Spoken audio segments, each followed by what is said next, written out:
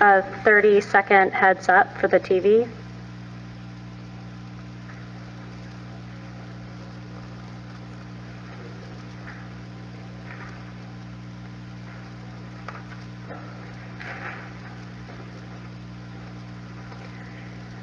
Good evening. I call the April 22nd Historic Preservation Board meeting to order. May we start with a roll call?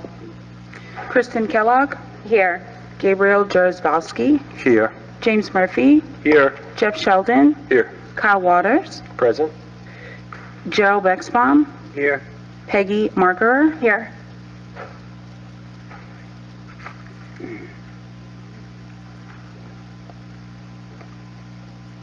Does city staff have any changes to tonight's agenda?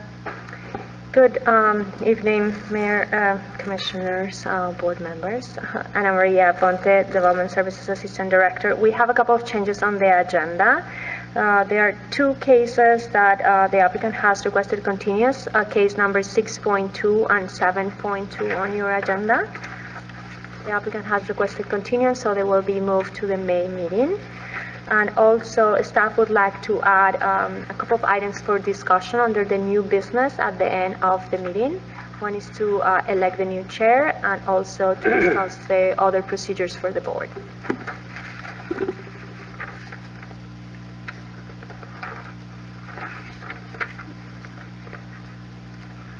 All right, thank you. And with that, may we have approval for the agenda for this evening's meeting? And the board to approve tonight's agenda with the amendments described by staff.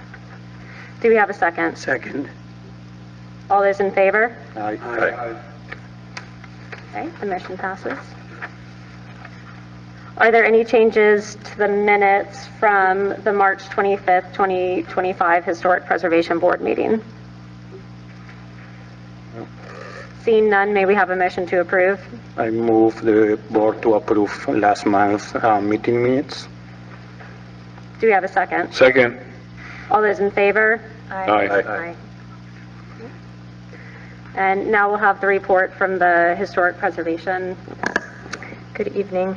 The first announcement that I would like to make to the board is that with great gratitude and respect, would like to inform the board the conclusion of Amanda Skyer's term as a member of the Historic Preservation Board. We would like to express our sincere appreciation for her contributions and dedicated service to the board and the preservation of our community's historic resources.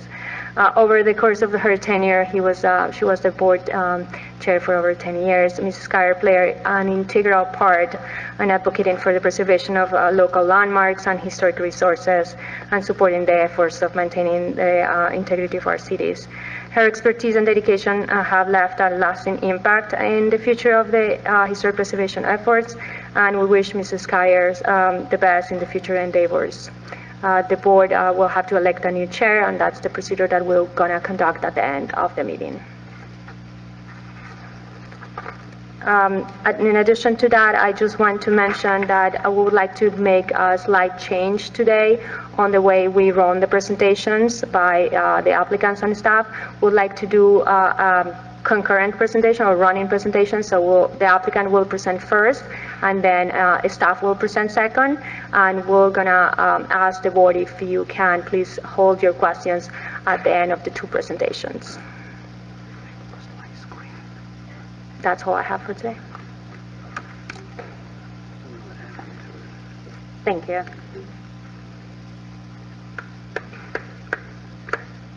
Now we'll have remarks by the chairperson. The matters before us are quasi-judicial in nature. That means that we make our decision based on competent, substantial evidence that comes before us. We ask that you keep this in mind when making your comments.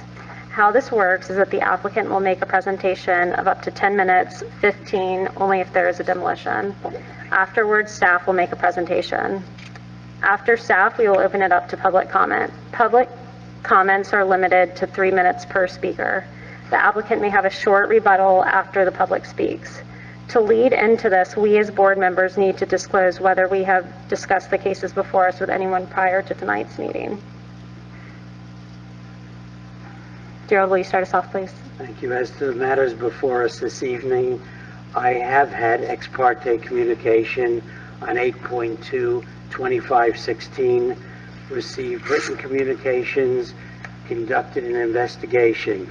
On all others, I have not had ex parte communications, received communications, conducted an investigation, made a site visit, or received expert opinions.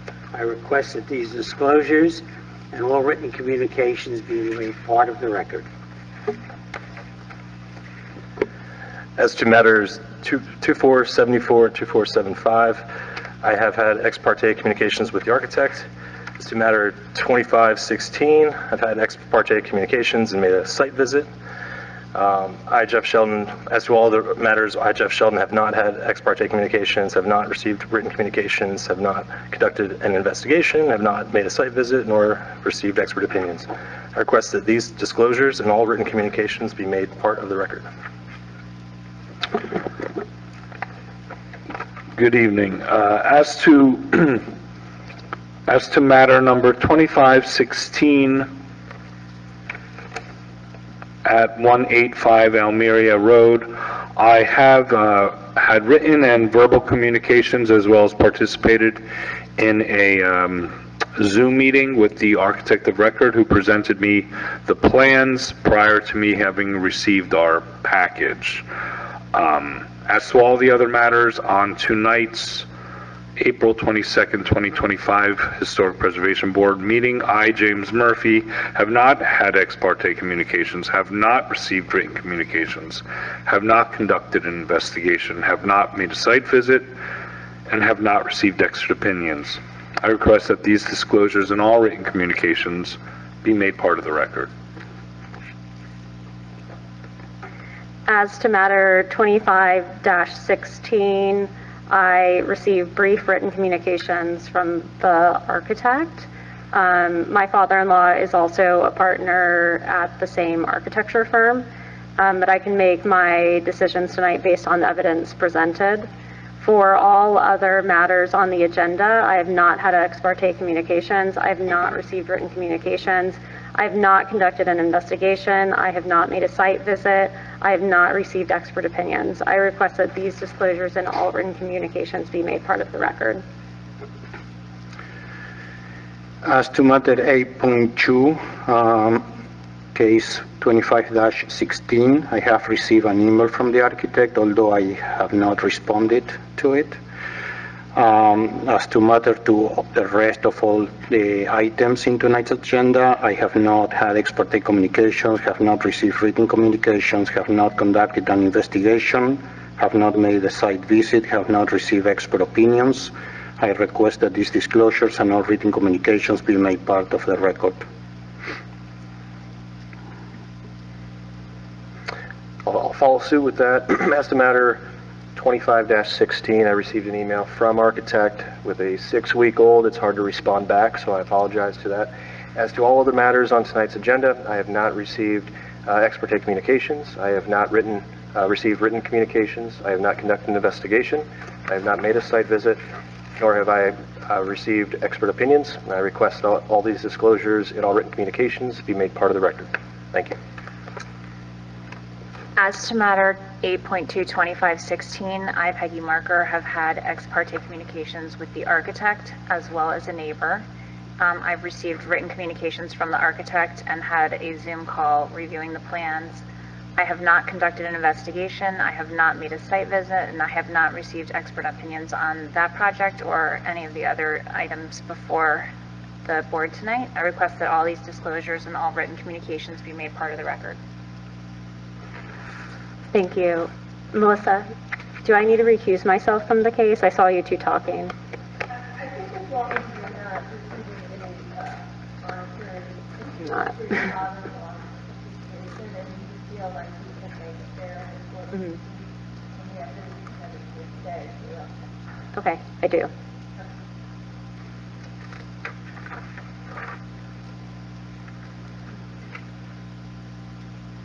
We will now open the floor to public comment.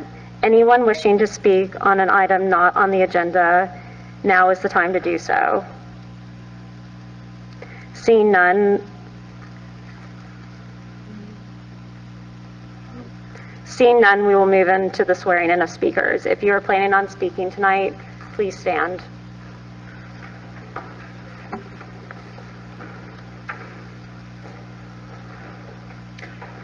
Do you swear or affirm that the testimony you're about to give will be the truth and nothing but the truth?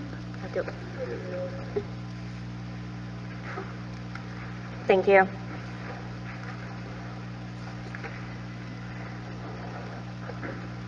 All right, the first item we have on the agenda tonight is a consent case. As it is a consent case, may we have a motion to approve the consent agenda with the one case that's listed? I move the board to approve consent case number 25-19 on 3212 Greenwood. Second. All those in favor? Aye.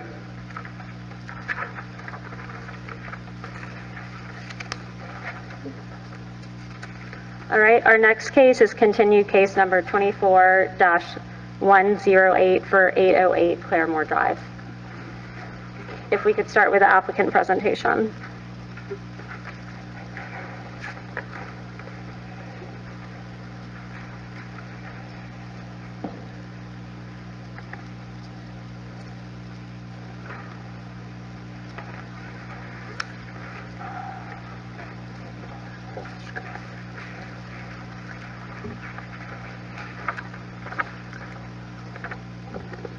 All right, good evening, everyone.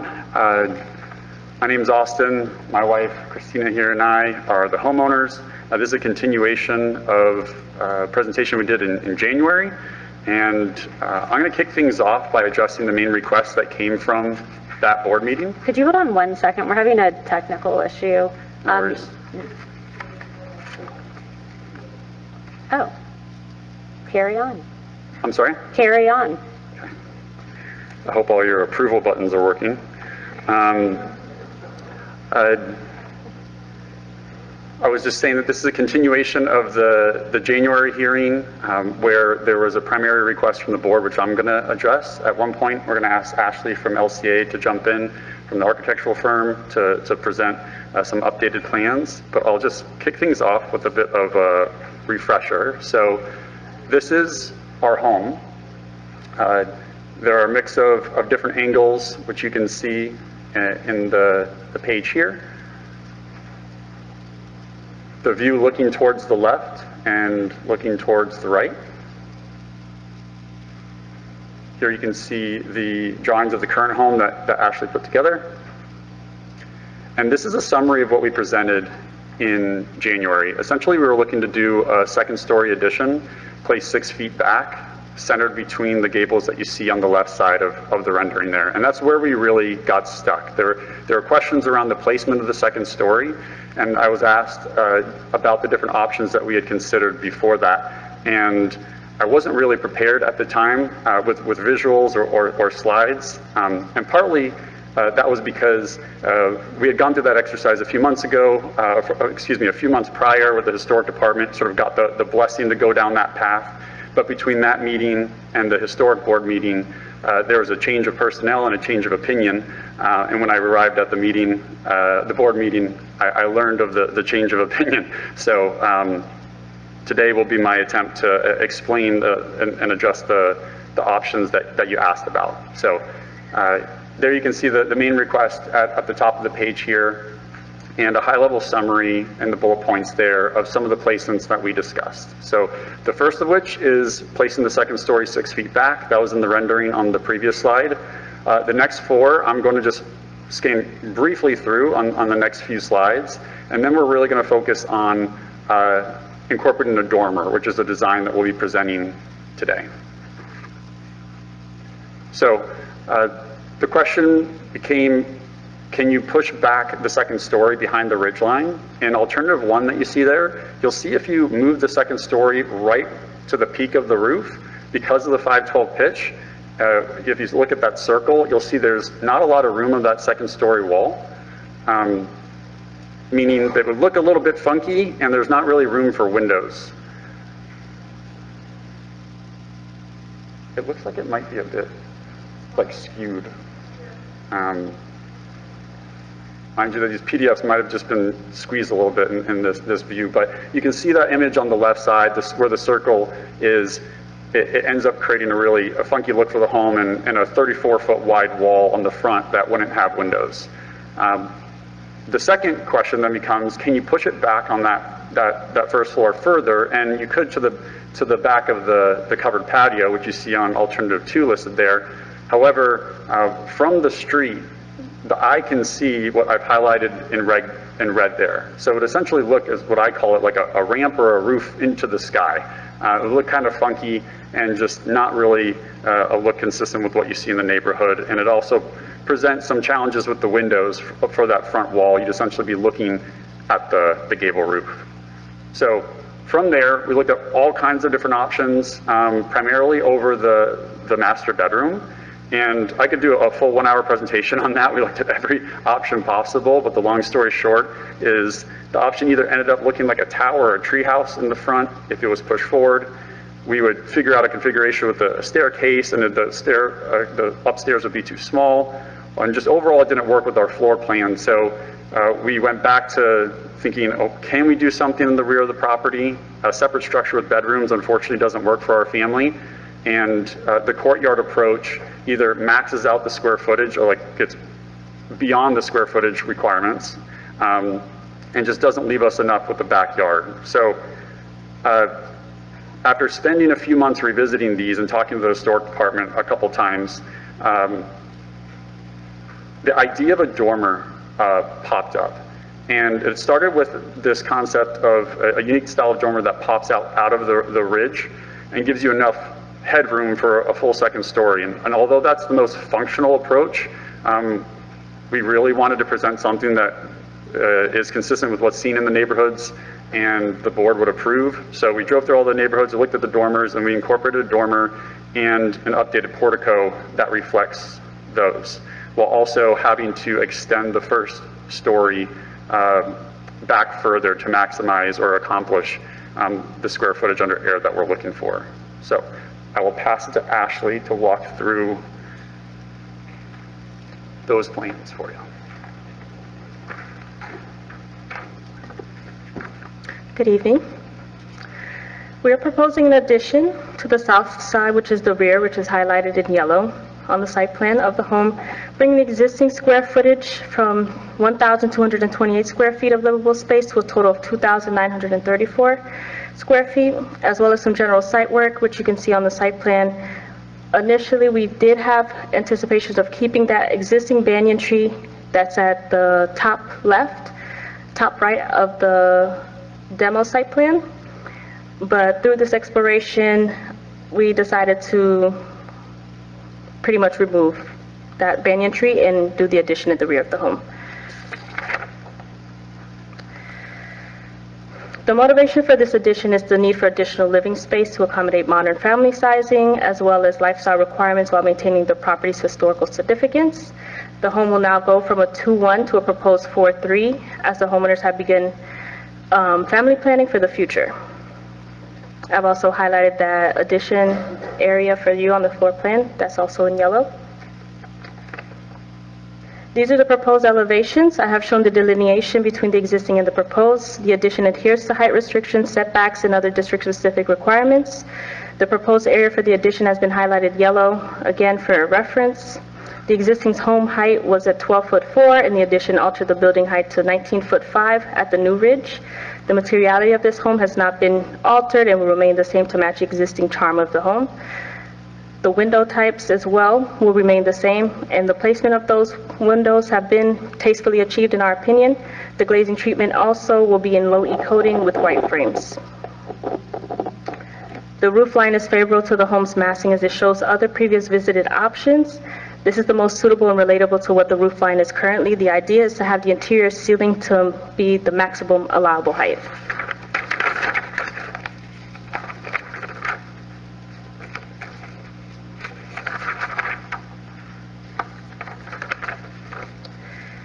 Due to the addition at the rear, the tie-in to the existing home's roof makes it tricky without altering the entirety of the roof. Being that the pitch varied in many places prior to this, the orange line shows where the ridge line begins and carries over into the addition. The goal was not to alter the north or west elevation from the street because those are the two sides that are predominantly seen from the street. Here's a modified window and door schedule that consists of new impact casement, fixed and single hung windows, which the existing home currently had. We are just replicating those window types. All front-facing windows, as I mentioned before, will have low E window treatments, as well as white frames along for the windows and the door, which was brought on behalf as a condition from the staff. Here's some examples of a precedent study in which we did for the portico that we've somewhat altered on the front of the home. We decided to do a precedent study of homes near the subject home, and these homes all carry characteristics such as a defined portico entry, materiality, which is that horizontal lap siding, as I mentioned before, symmetrical window placements, and these are all one-story examples. Here we're exploring the decision of the dormer. These are two homes within Flamingo Park that have the dormer condition. These two are also one story. They have the dormer on the front facade. The chimney is sustained and still embedded within that main roof structure, and the steep roof pitch of 512 is also utilized in these examples. Here are a few other homes within Flamingo Park just to give context of the variety of building styles. And then this is the streetscape. It includes the homes to the immediate left and the right as precedent studies of the neighborhood, as well as showing proportionality and scale to the adjacent homes on the street, but it also carries many of the characteristics of the neighborhood, thus making it fit in. And Austin will continue. Thank you, Ash. So, yeah, since these are continuous presentations, I'll just motor through the rest of the slides. So just to recap, current home is on the left. The original submission in January is what you can see on the right. That was the second story placed between the gables. This is the updated submission, where you can see a very different style, but still maintains a lot of the character of the home, decreases the massing, and it involves incorporating the dormer and updating the portico. We received these conditions prior to this meeting, and this time around I have some additional slides and details that I can speak to. Long story short is that those that are highlighted in green are those that we can comfortably address, I think, on our own. The number 1 and number 6, I think, are worthy of a bit of discussion. So first one being the porch roof overhang with decrease in the massing and its connection to the roof. So a bit of a background, in that original 2-story option, we had a mudroom. Actually, I'm just going to go back real fast so it's much easier to see. Bear with me. So if you look at the very bottom left of your screen, or this screen, you're going to see a laundry room that was going to double as like a mudroom, and there was a door added on the left side there. So it would serve as a mudroom door. We had quite a bit of traffic in there. Once we adjusted the design and the floor plan, we no longer had that as a functioning laundry room, mudroom, so we had to remove the door. That was a door that we were planning on putting a wheelchair ramp. We have some family with growing mobility issues. We even have a dog with a leg brace. So we needed to find a home for that. And the only way to really do that, getting back to the slides here,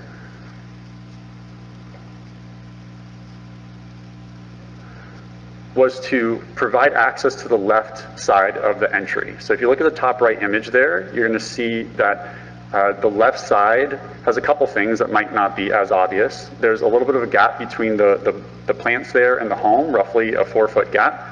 That exists today. We don't have to move the trees.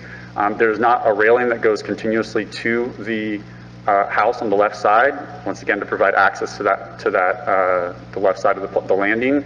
And the door has been switched just so the handle's on the other side for easy access. Now, the problem becomes with the current portico design, there's an outlooker that obstructs that access. So we'd have to raise those outlookers or figure out a new design for that.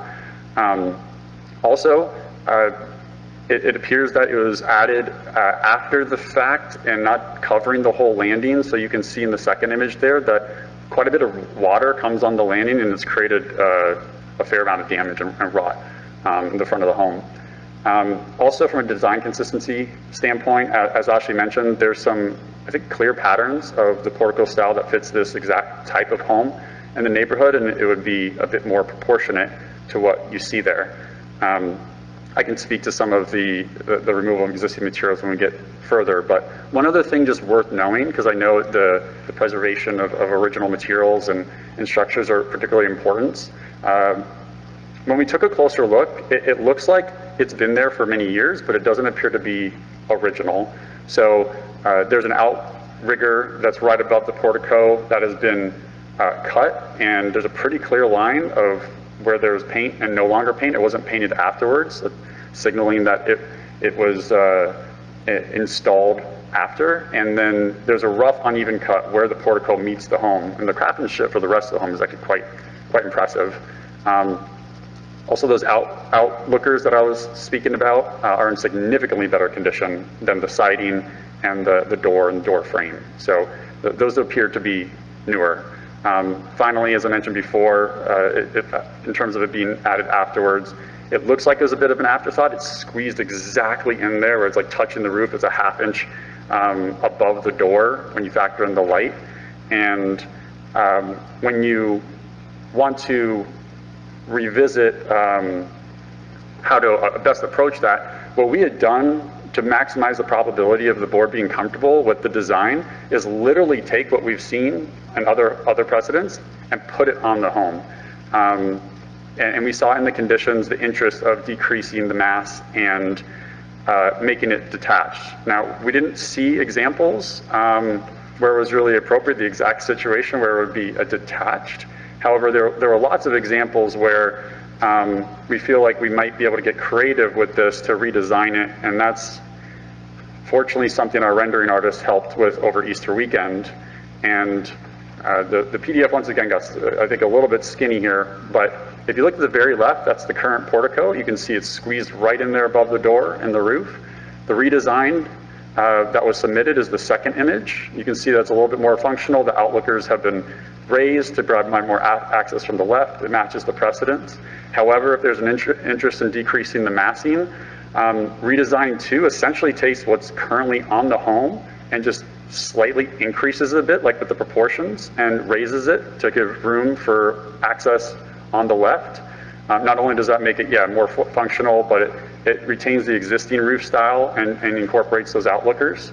Another design that we came across, just to exactly match, once again, the precedents, was incorporating columns, which has also seemed like a nice option. Not only does it completely remove obstructions from those outlookers, but it's similar to the precedents. It retains the existing style, and it both provides a natural stopping point for the railing, and it also matches the thick mullions, I believe they're called, between the windows. So when you see, when you zoom out, the current home is on the left. The top right image is the redesign 2, just slightly scaled up. Redesign 3 is included with the columns. Our preference is the one with the columns to remove that obstruction, and because of the other benefits highlighted on the slide.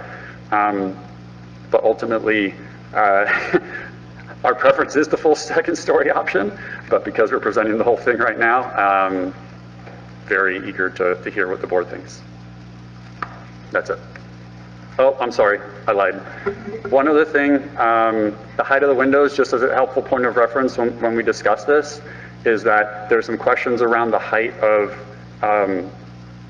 those higher windows, and all of which are in a bathroom, like above a toilet or a shower or a vanity. So I would love to talk through what makes sense, both from a functionality standpoint and what the board is comfortable with, because there are some examples, one of which in the bottom left there is directly above where where a bathroom mirror would be. So if it was like this high, we'd have a mirror chest high. So just things like that nature. I'm sorry, that's it. Okay, thank you. We're going to go ahead and do the staff report, and then we'll do all of the questions together following the staff report.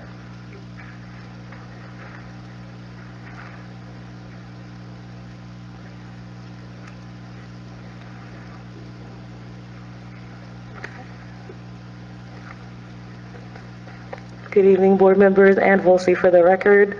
The applicant went over all of the facts in the case and presented pretty well. So I'll just highlight again the proposed front elevation to show the revised front elevation versus what had been previously presented to the board. So it shows that the structure or the second story has been significantly reduced and redesigned as a dormer.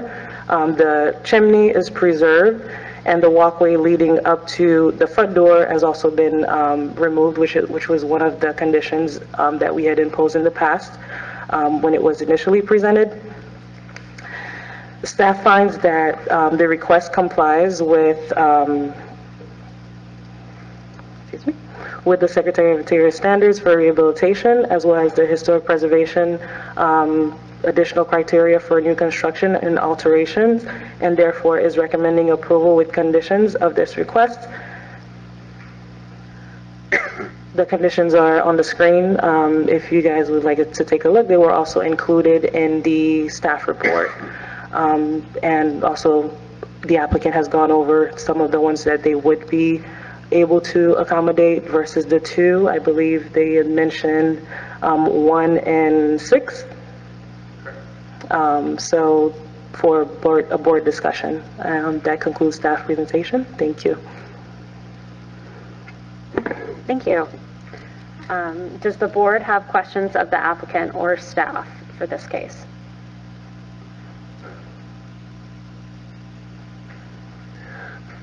For the applicant, the window heights in the bathrooms, can they be redesigned in a manner where the windows can be lower? I think it's really important that they line up on the outside.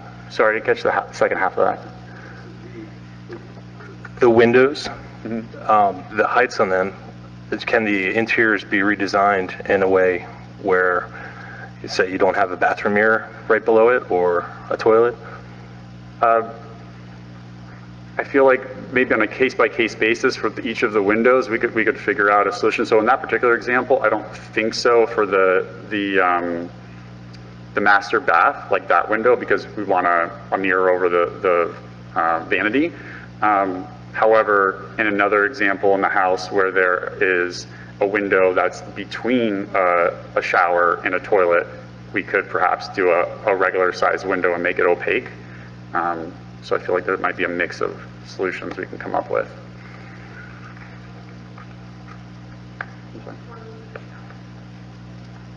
One was in the shower. It's possible to bring it back. Yeah.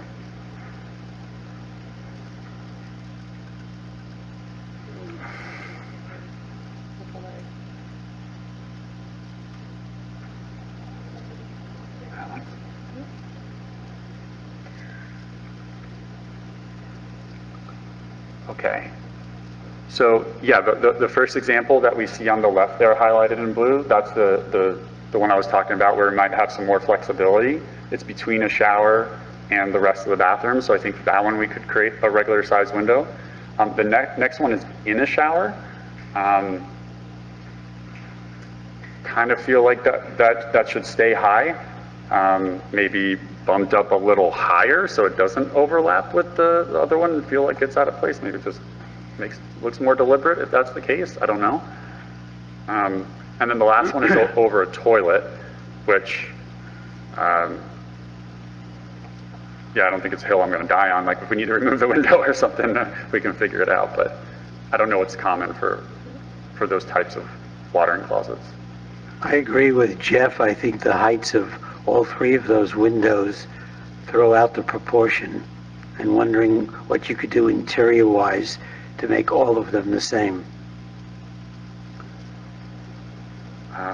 Yeah, I mean, I agree as well. I agree with staff's comment. It's really a design consideration, right? That you should design it in such a way that these things don't occur, or that you're prioritizing like what's happening on the exterior as well. So like the balance of that. So, I mean, it just sounds like we kind of have similar feelings about it. And so that would just be, I think, my take on it. Okay, I mean, I trust, I mean, Aaron and Gaisha have been great to work with. I trust that we could, for each of those, figure out a solution along with our architect. Yeah, and then we're not creating new proportions for these windows in the fenestration by doing that. Sorry, what do you mean by new proportions? The windows that staff noted, like all of those, are windows that are not harmonious with the existing proportions of the windows, the fenestration that you already have. Okay. Are there, we could talk through this later, but is half of one of those sufficient? No. Like I would say no. I would say it's still a new window type, and that there are ways. This is a design problem that your architect can help you with. Okay.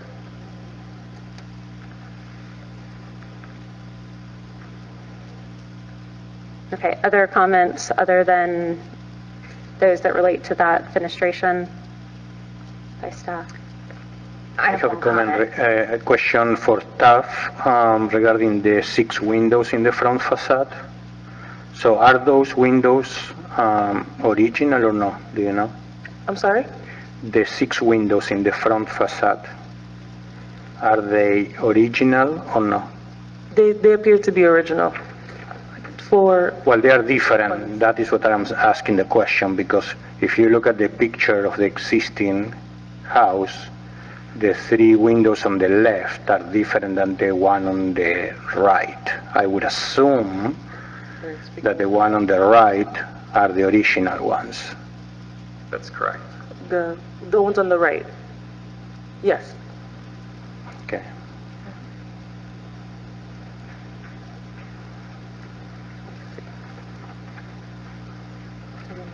Have you looked into, are you guys okay to move that banyan tree? Our preference was not to move the banyan tree. That's one of the main reasons why we did the 2nd story placed directly on top of the home. I spoke to someone about removing it. It's quite expensive and it's not preferred, but the city will let you. I was told it's not a protected species. And to note, it would be a separate process through the tree alteration permit. But would they wouldn't have to come back before us? Like, in other words, if the city says no to it? They would have to mitigate somehow. Okay. Mm-hmm.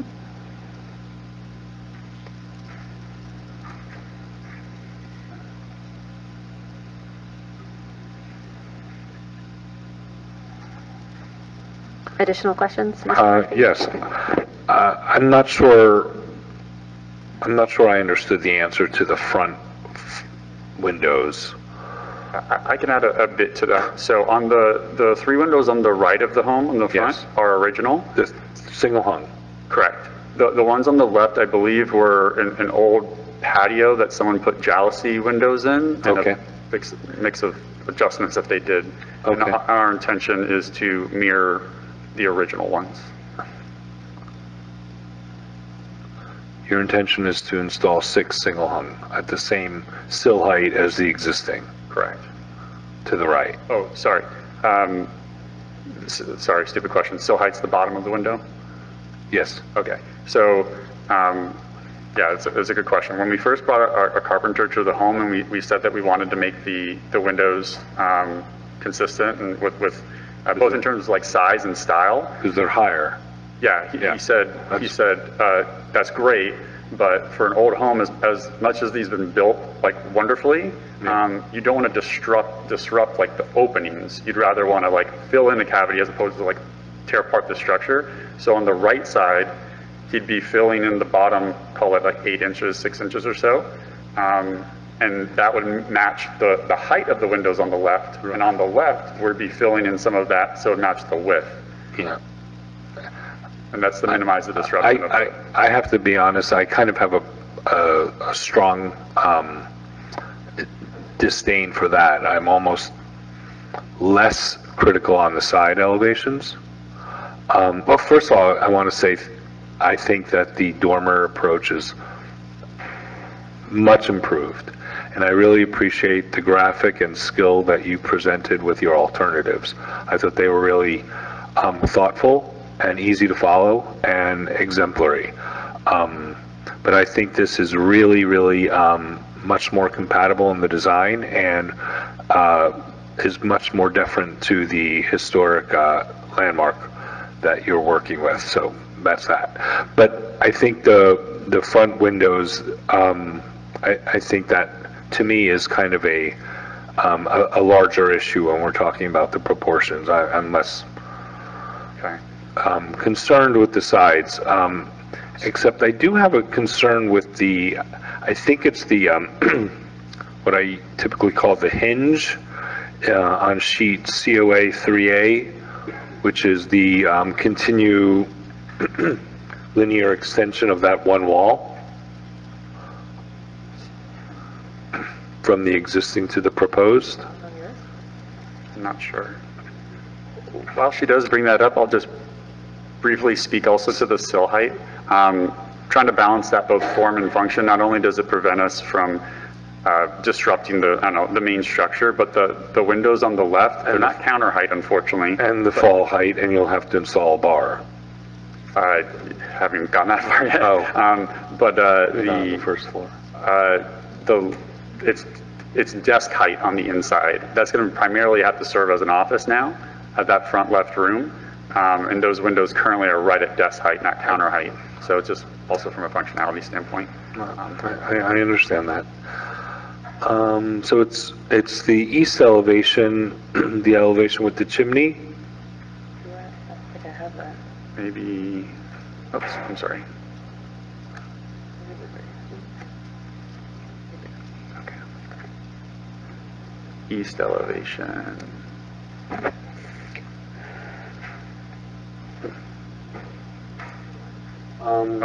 No, this is east.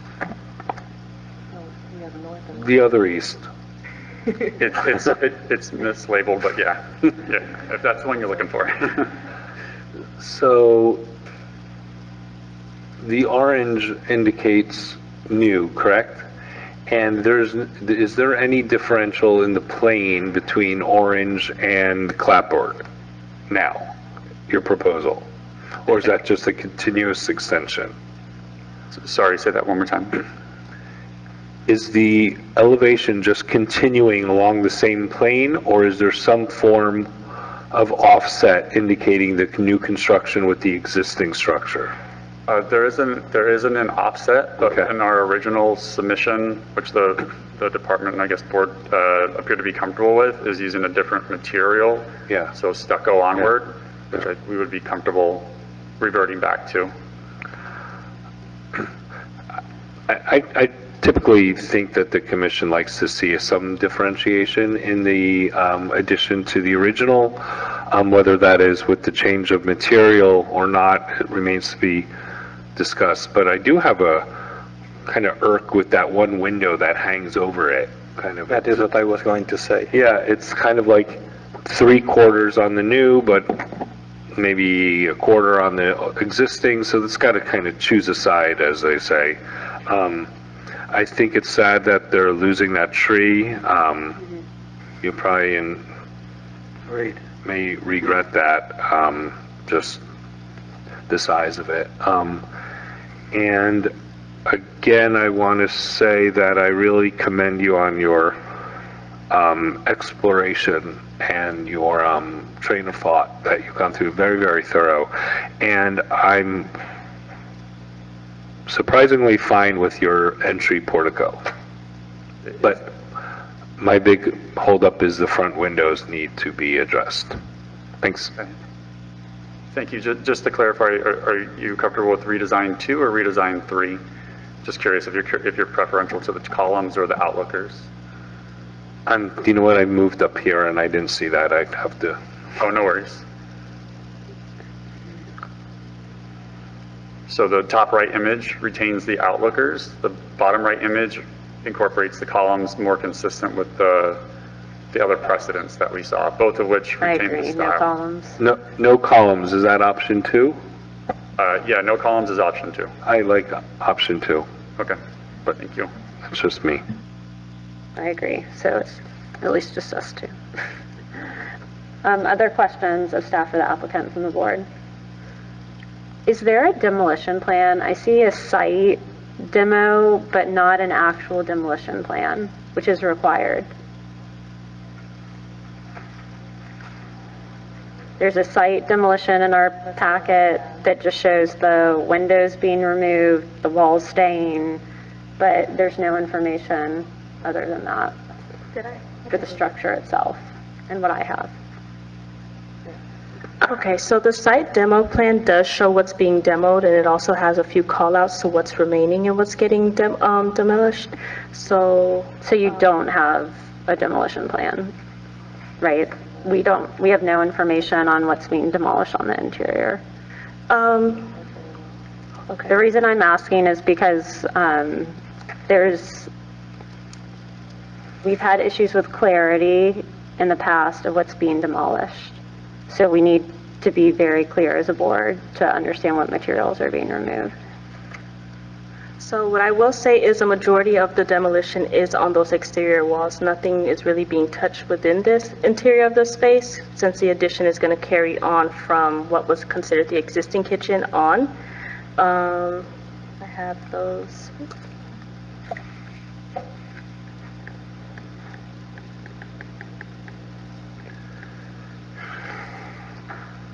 Your interior hatch is showing basically all new partitions.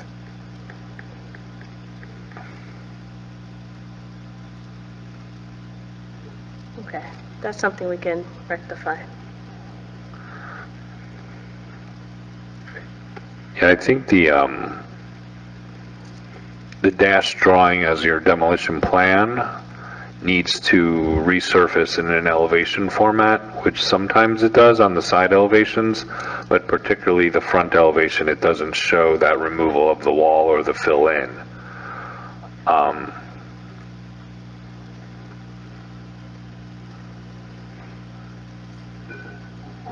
And the plans show the demolition plan shows the chimney removing. Did you work with staff that you're no longer pursuing that? No, the chimney is remaining. You are removing the chimney? No, it's remaining. Okay, because your drawing says remove existing fireplace and chimney.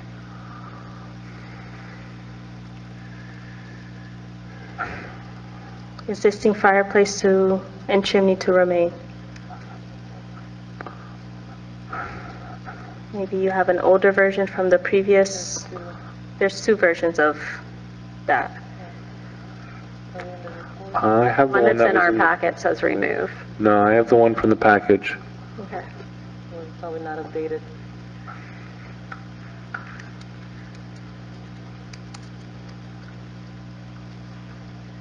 Well, that's good that it's staying. But we need some clarity in drawing form in terms of what's actually being removed or not. Okay. For the board, are we all right to move to public comment for this case, or are there more questions? Okay, seeing none. If you are here to speak on this case from the public and wish to do so, now is the time. We have no cards. Okay. Thank you. Seeing none, we will move into executive session.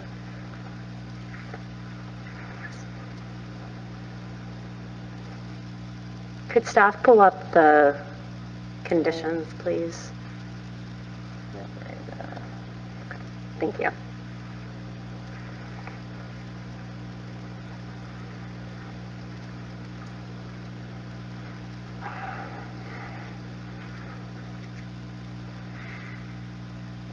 Well, I'll kick us off then. I think that we've seen substantial improvements from the last application that was presented to this board, and they took a lot of our direction. I am in favor of all of staff's recommendations. It sounds like as a board, we're generally okay with, for condition number 1, the redesign being, quote, redesign number 2. That was the one without the columns. And so I would say that I am I'm generally in favor of the application. What gives me hesitation is not understanding the extent of demolition, both with the site plan demolition, at least what we had was not accurate, and then number two, not just having a basic demolition plan. So I would like to see those two revised, and I think we need to decide as a board if they're coming back as a consent case, if that's possible, the revised drawings, and then coming back as a consent case so we could review it and then, you know, pass it, or if we can approve with conditions without having a demolition plan.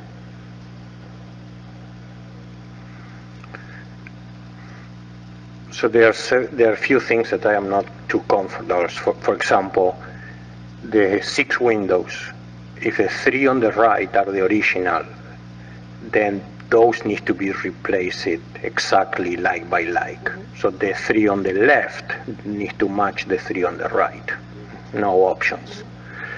Looking at the construction floor plan, there are a lot of windows that move on the side, you know, on the side walls. So there are a lot of infill walls, which that means is that there is a larger extension of demolition on walls, right? So they are demolishing walls, they are moving windows over. So I don't know that we can accept that or not, but I mean, we have accepted some in the past, but so it's not clear to me. I mean, if we give them clear guidelines, they can come back on a consent case. Otherwise, we need to continue. Well, I think even if it comes back on the consent case, that's still a continuance. Yep. Right, with the direction of staff's comments, plus the ones that both you and Mr. Murphy mentioned. The other thing that I don't know if it's me, I think that the existing house that has this issue that when you look at the elevation has a notch in the roof. So if you look at the front facade, so it looks to me that the existing house has that. And I don't know if that now that the roof is growing, that will be more noticeable, and I don't know how it's going to look like. So I don't know if the overhang on that area needs to increase, so now the whole roof is perfectly symmetrical on the house. That's a good point. It's a really big notch.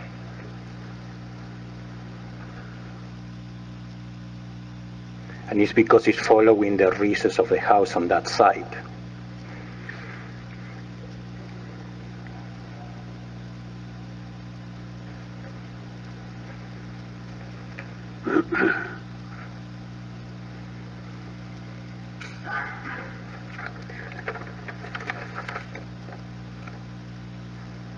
Kristen, I think that in instances like this with the demolition, I think it would just be prudent for us to request that this be continued to reappear next month with the elevations and floor plans showing clear graphic depiction, area to remove, details to be removed, and those to stay. And I kind of hold firm with Gabe on the front windows, but also want to note that there are considerable amount of window changes happening on the sides, and then I'd like to see clearly some form of depiction of separation between the new construction and the old. And looking at that window that is, you know, overhanging from new to existing, I think that, you know, it can be moved to one side. It's not going to be centered in the bathroom, but I think that it's more important to respect the exterior. Yeah, there's also enough space in these plans. I mean, they're not so compact and so tight that there's not space to move the closet, to not have these conditions. And that, to me, that really occurs in most of the places where we have these conflicts. It's like a design decision to do this, but there is a way to design to not do this as well. Yeah. What about the material in the dormer? Should that be differentiated as well?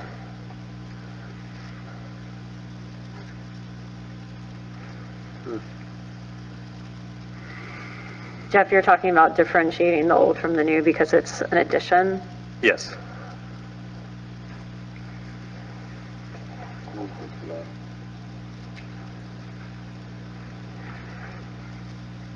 I could go either way on it. I feel like the change in roof plane, excuse me, differentiates it.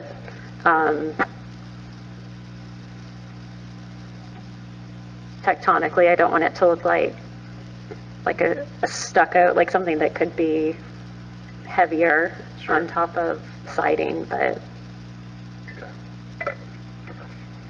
okay.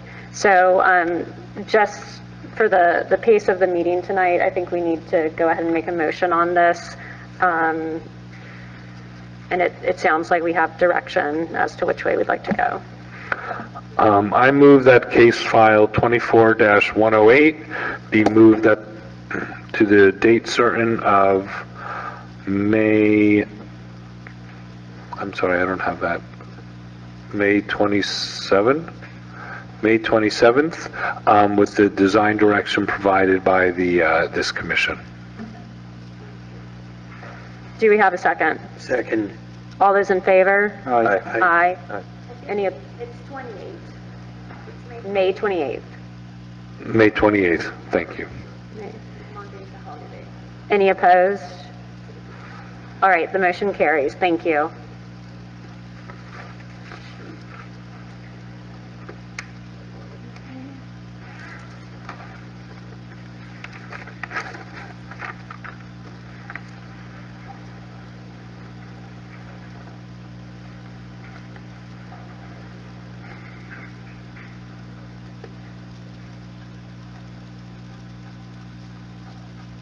All right, our next case is 1302 Florida Avenue. We'll have the applicant presentation.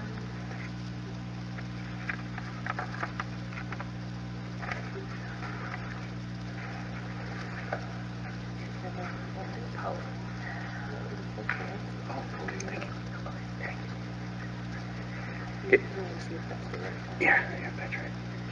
Good evening. The summary, we have a project on 1302 Florida Avenue. It is considered a Florida vernacular home. There was an addition added roughly sometime in the 60s without permit, and it's some of the ceiling heights are at 6'8", and it also portions of it extend into the neighbor's property. So what my client's looking at, here's portions of this. This was the next door neighbor during their construction, but the property line is approximately right at the overhang. And this is the portion of addition that we are removing. This is just some shots of the existing from 6 foot to 6'8" high ceilings inside. So this is the demolition plan. We are removing that back addition that was done. It was a 2-story addition done. And in our presentation a month ago, we were proposing a larger covered patio and the garage. We have since, due to your recommendations, we have reduced it down, and you'll see in the elevations, and it enables us to reduce the heights of some of the things. We were trying to have the porch, this porch here detached in order to meet floor area ratios. So instead, we went ahead and attached everything and reduced the size based on recommendations. This was, sorry, yeah, so this was the previous floor plan. I apologize. The living space stayed the same. This was basically an addition, replacing the one we're removing, matching the heights of the existing house. that portion of it stayed except for the actual connection to the house with a covered breezeway from this garage. And on the second floor, due to the only change was this was a master bedroom addition, and instead of this being a flat roof, we have it connected by the breezeway. This was the previous addition. Some of the recommendations was for to add a picture window where there had once one been, and so we were over in this area. This is the proposed elevator, or 3D. Also the height and the roof style of the garage, along with the covered patio, we've now since reduced to match the existing house at the existing one-story height. This is from Alabama Avenue, the rear of the property. It is a three-street sided. It's on Florida, on O Street, and Alabama. So the heights were reduced as per requested. We lined up the windows heights to match. The addition, we did keep step back as to be separated from the original structure. Here's also with the roof, we had originally had it as tying in a cricket to keep this a little more dominant. It was recommended that we tied it together to prevent the crickets. We did that here. This height was not, for the covered porch to be detached from the garage. In order to have a larger porch, we forwent that option and went with a smaller breezeway to connect the garage to the main house. The ceiling heights went from previously not ceiling heights, the overall height of the beam height of 11.9.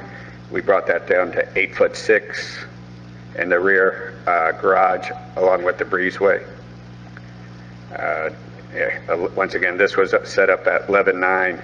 We brought it all down to 8'6" as requested to lower it. We also, in this picture, we're showing how we tied the roof in together versus keeping it two separate roofs.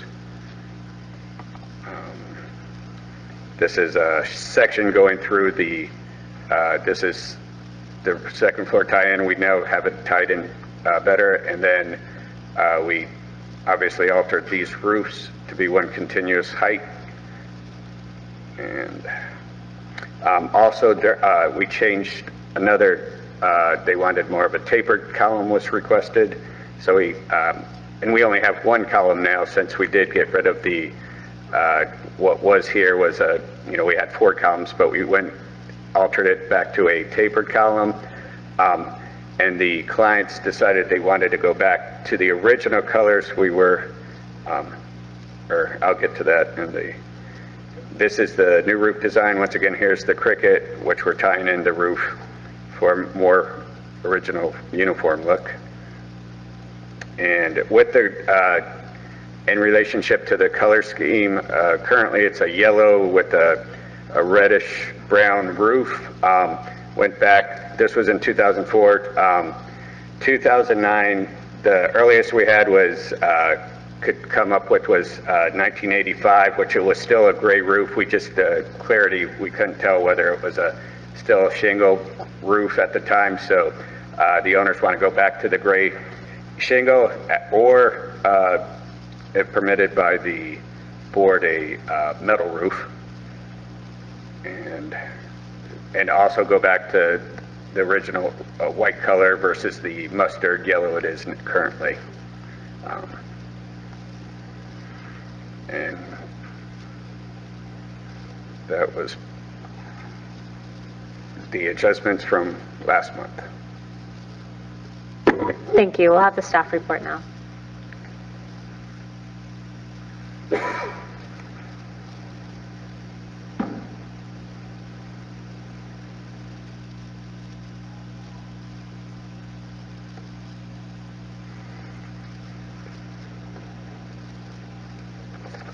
and we'll see for the record. So the architect has gone over pretty much all of the changes that were made. And here, just wanted to highlight some of the changes. The covered structure, we wanted to be more like a gazebo for transparency and to reduce the massing, which they have done by just connecting that and continuing the roof line. They have lowered the height of the windows relative to the garage entry. They have standardized the window sizes. The window projection along O Street was provided to break up the massing. And just to show, before, this was the rendering, and now this is the revised rendering. And staff is recommending approval with conditions. The conditions are on the screen as it complies with the Secretary of Interior's standards for rehabilitation 94-49C3, as well as the additional criterias 94-49C4 for the of the zoning and non-development regulations, and the conditions are on the screen 1 through 6. And that concludes staff's presentation. Thank you. Thank you. Questions from the board for staff or the applicant? For the applicant, much improved from the last presentation. Thank you for that. I see that the roofs have been combined. The existing structure has an overhang of 3'6". Can you explain to me the purpose for reducing to 3 foot on the addition? That was also was requested to reduce that, since it is, setback, as well as reduce the overhang from, the original house has it as 3'6". We reduced ours a little bit further back. The addition itself is stepped back from the O Street, which is, I'm going to call it the side street, where you really see it from, but we stepped that back and reduced the overhang as requested.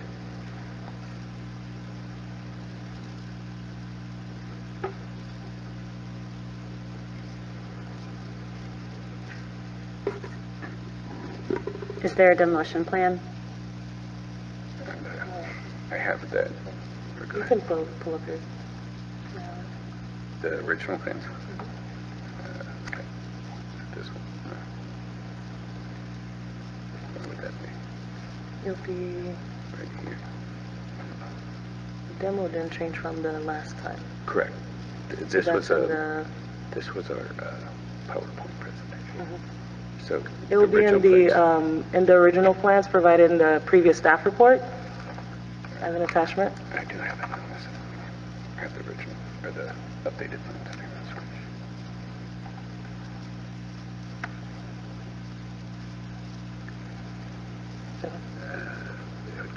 The application.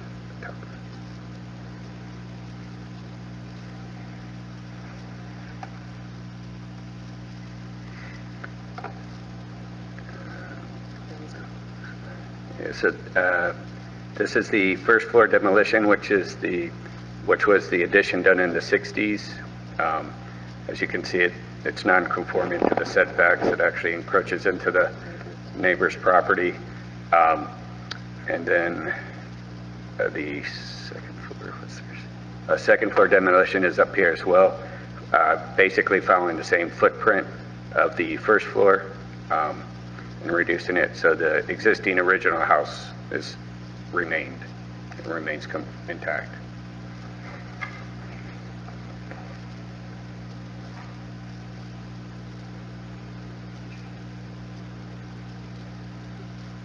Okay, then this one is for staff. The first condition speaks to restraining the scope of demolition to achieve the proposed plans.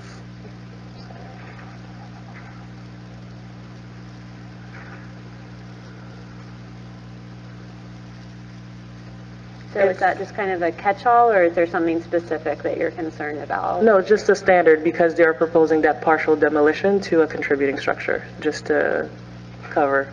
Okay.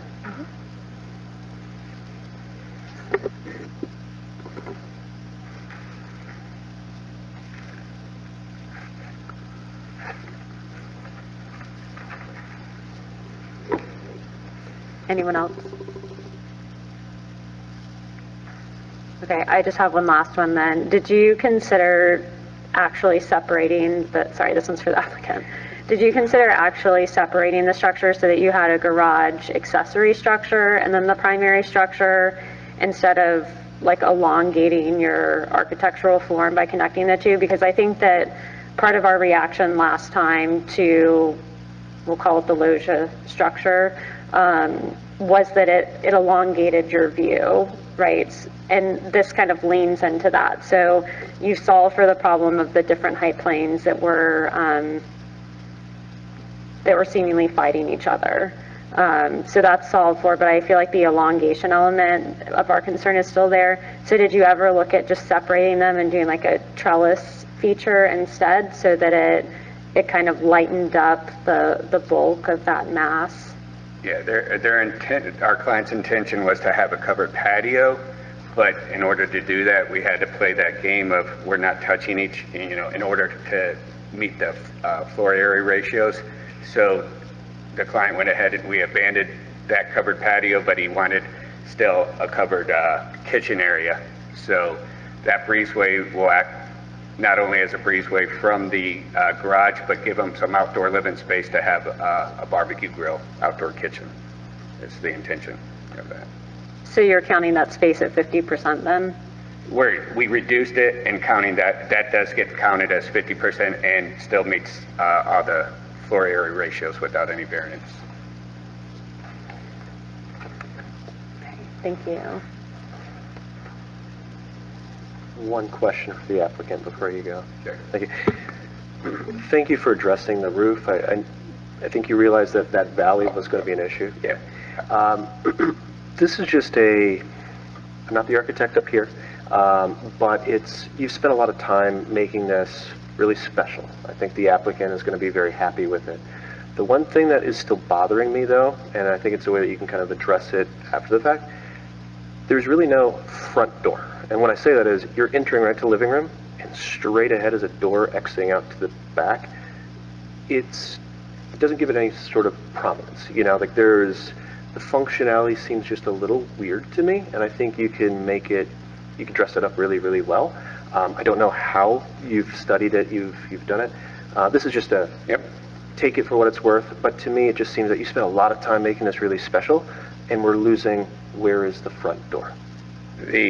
And I appreciate it. And when last month when you mentioned about the roofs, I'm like, and you asked, I don't know how you could do it. I was like, I already know how, but many historic boards want them completely separated, which I agree with you, where it looks more cohesive and less future problems for water. The current, it does in essence almost have two front doors. There's one here and then one on this side, and it's part of the one main living room, and that was all part of the original house, and so we left that alone, meaning in terms of the only thing we've really done now to the front, we've done some interior stuff, but the only thing we're doing for the recommendation, and we're happy to do so, is adding the window here, the one picture window, which is matching the same frame out that was currently there. It was framed in. So we really kind of stayed away from touching anything that part of the original house. But if the board was for down the them doing some kind of a little nicer entry, we could do that, but we were just keeping it as is. Understand. Okay, thank you. Is there anyone from the public who wishes to speak on this case? No cards? Okay, thank you. Seeing none, we'll move into executive session.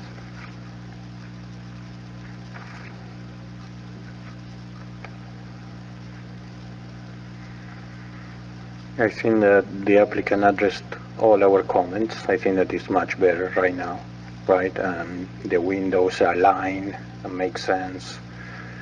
I was going to leave that connection to the executive session, if that is what we really want or not. I think that is legal, but joins together the garage with the main house. And there is a way to do it without connecting both, right? And I agree. I mean, I understand that zoning wise it's legal, but I do think it's in conflict with the compatibility standards. Specifically the mass, right?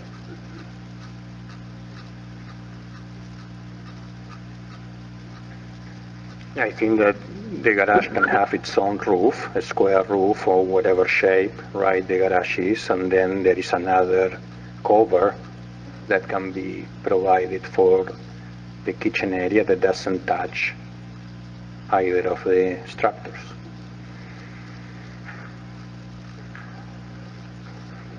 Do you think that's something that can be done at a staff level?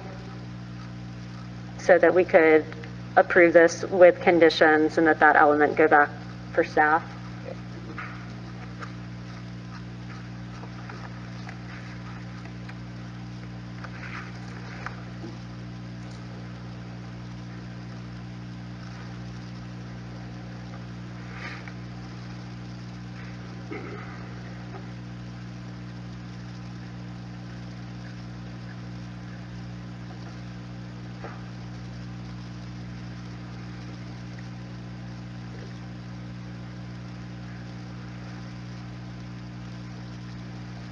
Any other comments?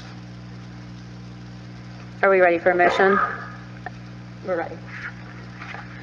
I move that the Historic Preservation Board approve application number 24-104 in 1302 Florida Avenue for additional alterations in accordance with standards 9 and 10 as set forth in section 94-49 of the City Zoning and Land Development Regulations. The motion is based on the testimony presented along with the application submitted and the staff report, which constitute competent substantial evidence. In addition, the approval of this request is made conditional upon the following restrictions, stipulations, and/or safeguards that I move are necessary to ensure compliance with the purpose and intent of the Historic Preservation Ordinance, the Historic Preservation element of the Comprehensive Plan of the City of West Palm Beach, the Secretary of the Interior Standards for Rehabilitation, and the additional compatibility criteria set forth in section 94-49 of the City Zoning and Land Development Regulations. The conditions include the following. 1, the partial demolition must be achieved in a way that does not destroy the physical and architectural integrity of the contributing structure. 2, all glass shall be clear except for the south elevation, which may have clear glass with low E. The south elevation bathroom may have obscure textured glass. 3, all window and door frames made of aluminum shall be white. 4, all windows and doors with a light pattern shall have external dimensional mountings. 5, all shutters shall be sized to cover the entire window opening, as if they are operable, the shutters may have to be bifold or trifold to achieve this. 6, knee wall height shall not exceed 3 feet in height. 7, the applicant must work with staff to separate the cover area of the kitchen from both the garage and the main house structures. We have a motion. Is there a second? I second. All those in favor? Aye. Aye. Any opposed? The motion carries. Congratulations. Thank you very much. Our next case on the agenda is 502 Park Place. If we could have the applicant come up for the presentation.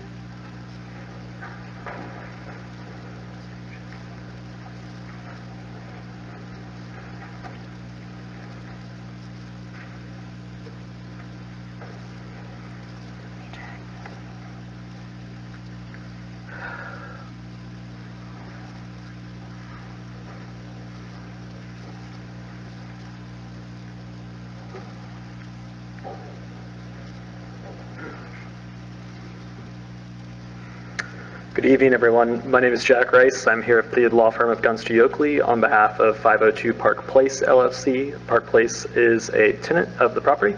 I'm here with Cal Fant of Bartholomew Partners. We've both been previously sworn. We're here basically to discuss a small piece of property. It's actually 2 lots that are just under 1 acre that are located within the Flamingo Park District.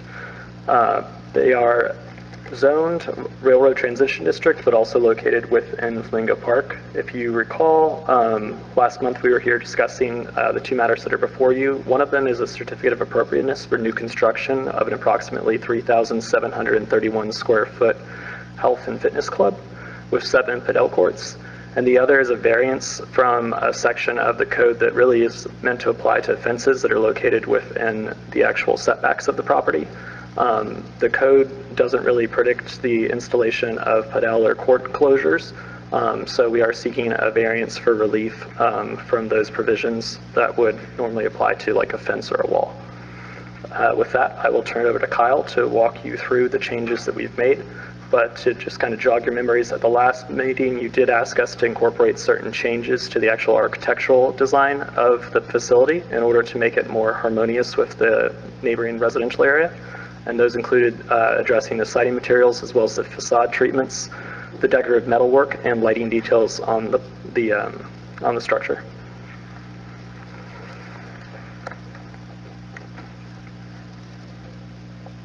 Good evening, Kyle Fant with On Your Architects, and thank you, Historic Board, for your service this evening. I'll briefly remind us of the site and the historic property. Historically, it was a concrete mixing facility, and that directly to our south is the adjacent RTD similar zoning, which is the arc rib storage. That's our immediate precedent to the south.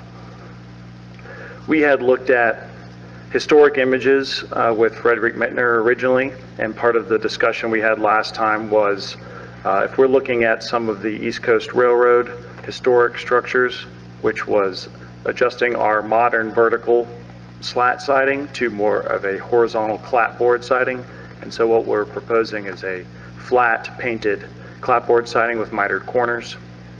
We also went and looked at additional historic research for existing, the Seaboard rail line, which is currently still functioning here in West Palm Beach, and we looked at the column details which are in use today.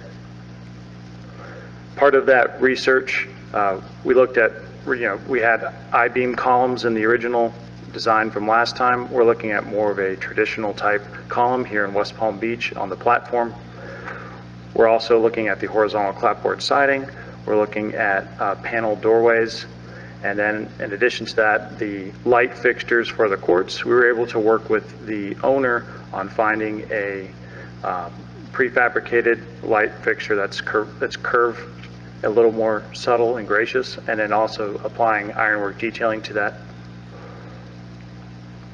Just to remind us of the site analysis, the site is zoned for about 80,000 square foot building. We're proposing 3,500 square feet covered and about 800 square feet air conditioned, and beyond, directly beyond, you can see the arc rib storage, which is also RTD, and we're proposing a structure more on the residential scale. Our site plan, we're beyond the setbacks. Jessamine Design Group Landscape is proposing heavy landscaping at the perimeter, especially the entryway. Our floor plan, enter from the north, as we remember from last time, our colonnade and breezeways around to the yoga studio, open air juice bar, cold plunge for after workouts, our restroom facilities, and our mechanical equipment is screened on the roof. So this is the front elevation that we're proposing. You can see we've removed the decorative ironwork around the perimeter at the top. We now have the updated columns to be the elegant steel columns that are similar to what you see at the West Palm Historic Railroad. The siding has been gone from vertical modern to a horizontal clapboard siding with mitered corners. And then the light fixtures, we were able to find a curved light fixture that is prefabricated to meet the Padel standards and apply ironwork to the inside of that. So the goal is to make it elegant and charming for the neighborhood. And then the proposed side elevations would show our horizontal clapboard siding, the reduction of the detailed ironwork at the connection points, subtle, something more subtle. And then of course our ironwork being applied to the curved light fixture, which we were able to update. The goal is to make it nicer than the Breakers tennis facility. Our colored elevations, again, we're looking at a painted horizontal clapboard siding. And this is the existing site. This is looking south. That's a Civil Society Brewery on your left and the rail line. This is the rail line that the Bright Line travels on. You can see the Arc Rib storage directly to our south and our front entry from Park Place. And our proposed rendering. So we can see here that horizontal siding is proposed to have mitered corners. We have princess cut herringbone style brick pavers. The standing seam metal roof, the charcoal color is proposed to remain. And then our columns that are the tube steel with the base and then the outlooker at the top curved to match that historic train station here in West Palm Beach. I believe that concludes the architectural at this point, but I'm here for questions. Thank you for your time. Thank you. We'll have the staff report, please.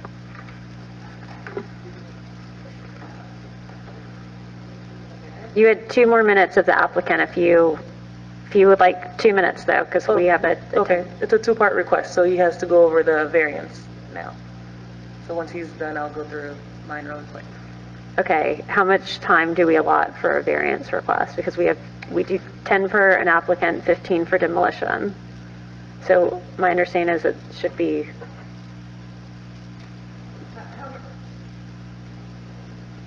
How much time have they taken up already? 8.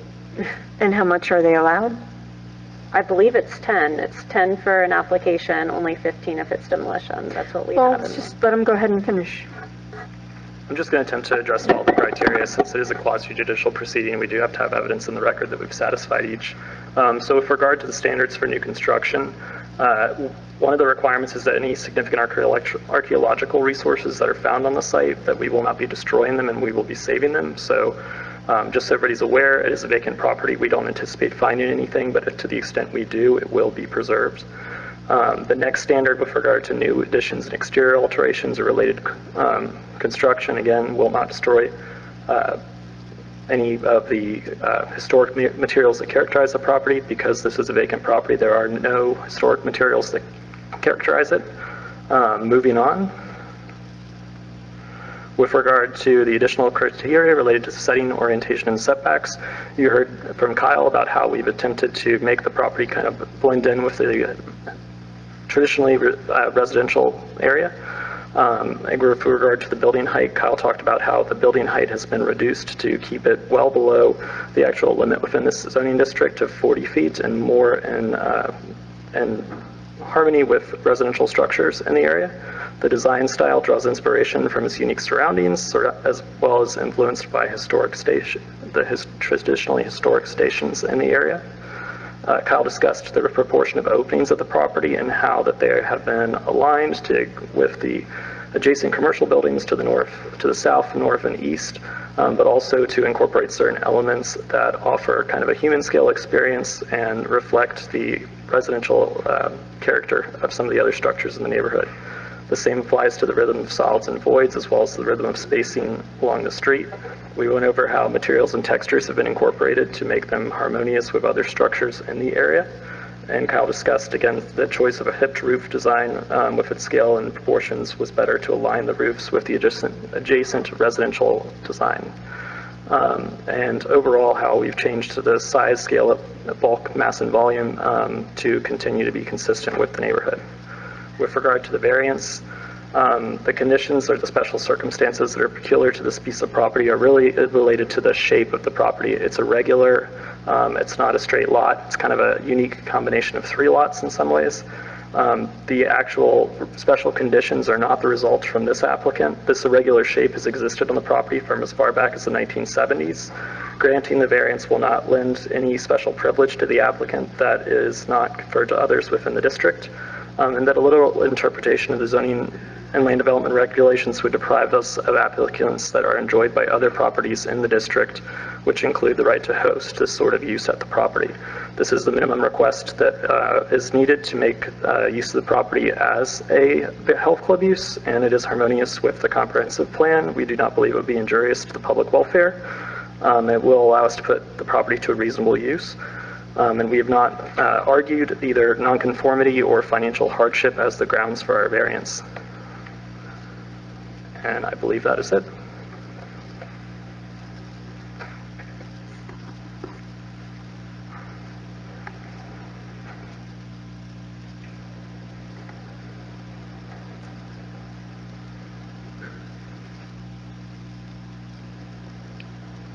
The applicant has gone over all the facts of the case, so staff is just highlighting that they're recommending approval with conditions of this request, and the condition is that the siding used on the structure shall be wood, cedar, cypress, or other hardwood, fiber cement, or polyash product. And this is a two-part request. So for the variance, I just wanted to show the board the table once again of what is required by code within the front setback along the south property line is 4 feet, and on the side setback along the east and west property line is 8 feet. The applicant is providing 13 feet and 3 inches, which are the standard heights for the Padel courts, and the variance request on the front setback is 9 feet 3 inches and 5 feet 3 inches on the side setbacks.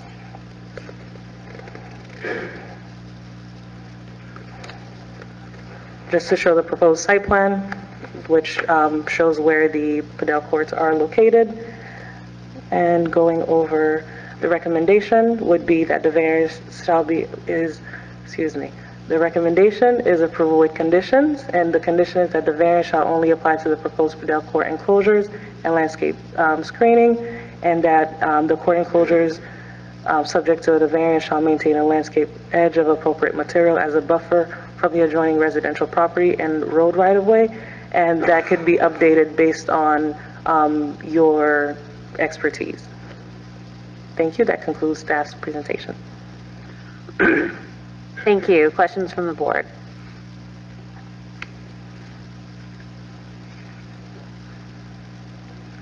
I think architecturally you've softened the project for the neighborhood.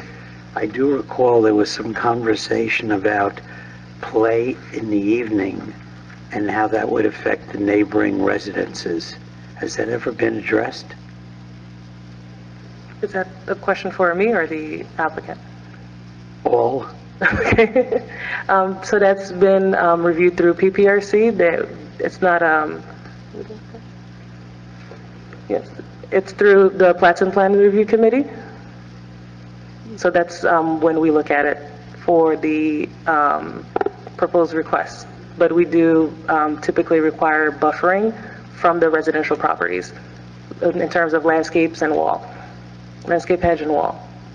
But it's not something that this historic board would review? No, not under the Historic Preservation Board's purview. Mm-hmm. Thank you.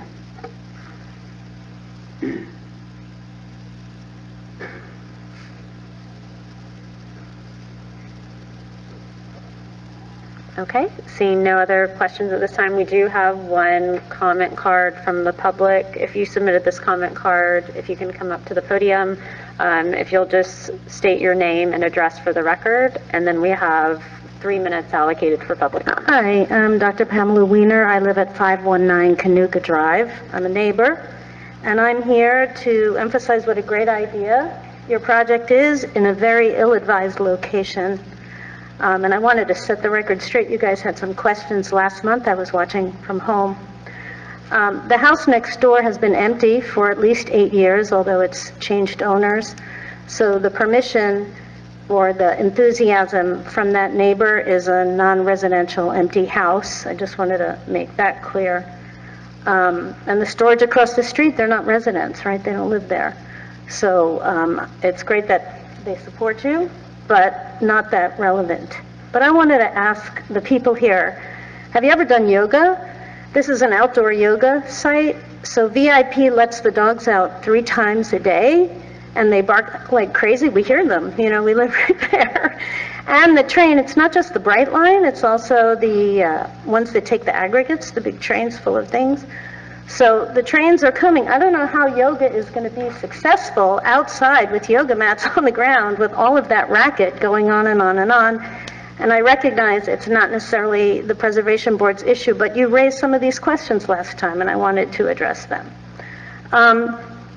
The other thing is the assurance that there wouldn't be a lot of traffic on the south side, which is Cayuga. There's already difficulty for the garbage trucks to get through. The assurance is that no one will be parking or going in and out. Where is your staff going to park? Your staff is going to park on the south side. It's not going to take up the parking spaces for your customers. It's going to park on the south side. They're going to go in the back way. And your deliveries for your juice bar and your toilet paper and your cleaning supplies are all going to be coming through the back. So disingenuous, I think, presentation there. And then are we still looking at the transparent walls that are going to be pockmarked by all the aggregates that are going to fly off the train tracks every time the trains come through? I walk my dog there all the time. And there's debris that flies off there. You have to stand back. The other thing I want to say is that in Howard Park, they just built all new pickleball courts there. It's 5 blocks away. How many do we really need in the neighborhood? And believe me, I would love if you put up walls and enclosed the thing and made a gym that we could use that wouldn't be full of dogs barking and trains going and horns and everything else, that would be immensely more practical. I'm looking to see if there's anything else on my list.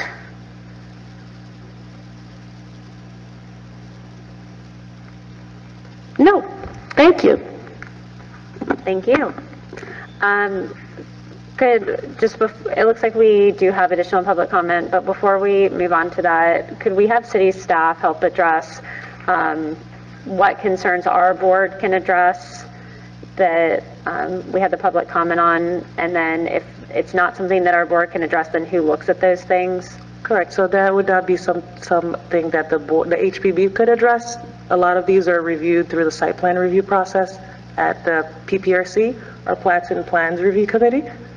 Okay, so that committee has the purview over lighting, noise, so on and so forth. In terms of the use that is there, it's a permitted use in the zoning district. So it's a business decision for them to have the court. Yeah, the permitted use means they're not here for a zoning change. They get to use that property for that use. It's not up for a vote. Okay, and then that committee that you mentioned, I apologize, I'm not familiar with it.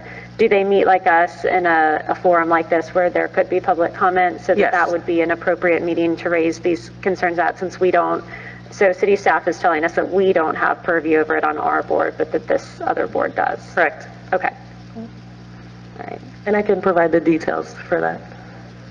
Thank you. Okay. Is there additional public comment for this case? I thought I saw another.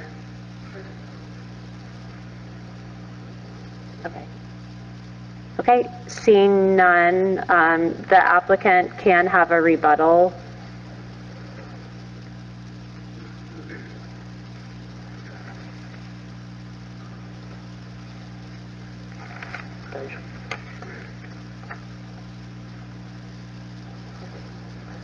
I just want to clarify one thing. I think staff did a good job of addressing that a lot of the issues related to the use are really within the jurisdiction of PPRC, which is a staff board that does meet. I'm not sure, and I'll let staff talk about, it's definitely an open public meeting. But with regard to the letters of support, I can tell you we have letters of support from the neighboring residential properties that were raised. I don't know the actual addresses off the top of my head, but we definitely have one from this property right here, which is a vacant, I think, multi-family property. And I can definitely personally speak, and I have been sworn in with regard to the neighboring property to what appears to be, I guess, the west in this image.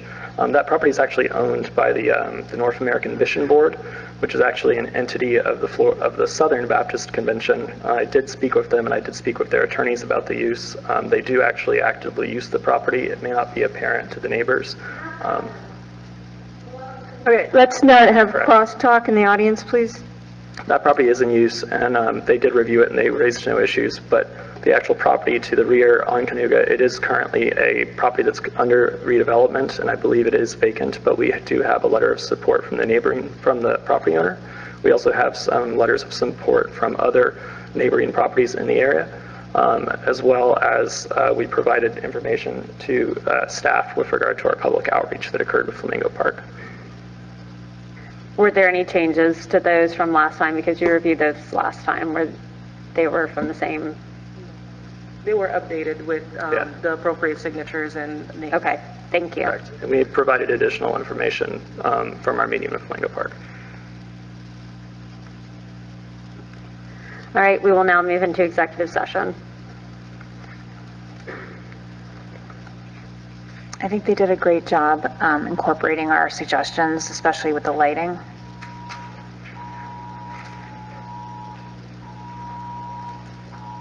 Pat, could you say that again? I said I think they did a great job incorporating our suggestions, especially with regards to the lighting. Yeah, they're really elegant.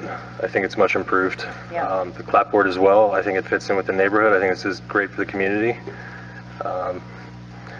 Really great job. Everybody's phones are gonna start buzzing. Okay, sounds like we're clear of it now. I agree in terms of the architecture, which is what I spoke to last time, because I was certain that that was the purview of our board. My comments were addressed as well in terms to the detailing, kind of the pavilion. I don't know if I'd call it a soffit, but that condition. I also appreciated the restudy of the column or post detail. I think it's very successful and very evocative of these railroad stations that Ms. Mittner had directed you towards. I totally agree.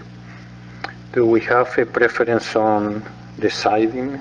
Because wood or fiber cement or I guess poly ash, I think that the intention is for them not to use like a stucco, look siding, but do we have a preference or doesn't matter? I feel like our board has approved alternates in new construction or additions. So, I mean, my preference is more that it's a painted or natural component. I wouldn't want to have like something that's a composite material exposed like that. All right. That's my preference. Is there any other feelings on it? I agree. I mean, can be wood, but the wood needs maintenance. Right. So that could be look bad in a few months. So do you have a preference? You prefer the look of wood, but the maintenance is an issue in this scenario. So you would propose to leave the condition the way it is? Yeah.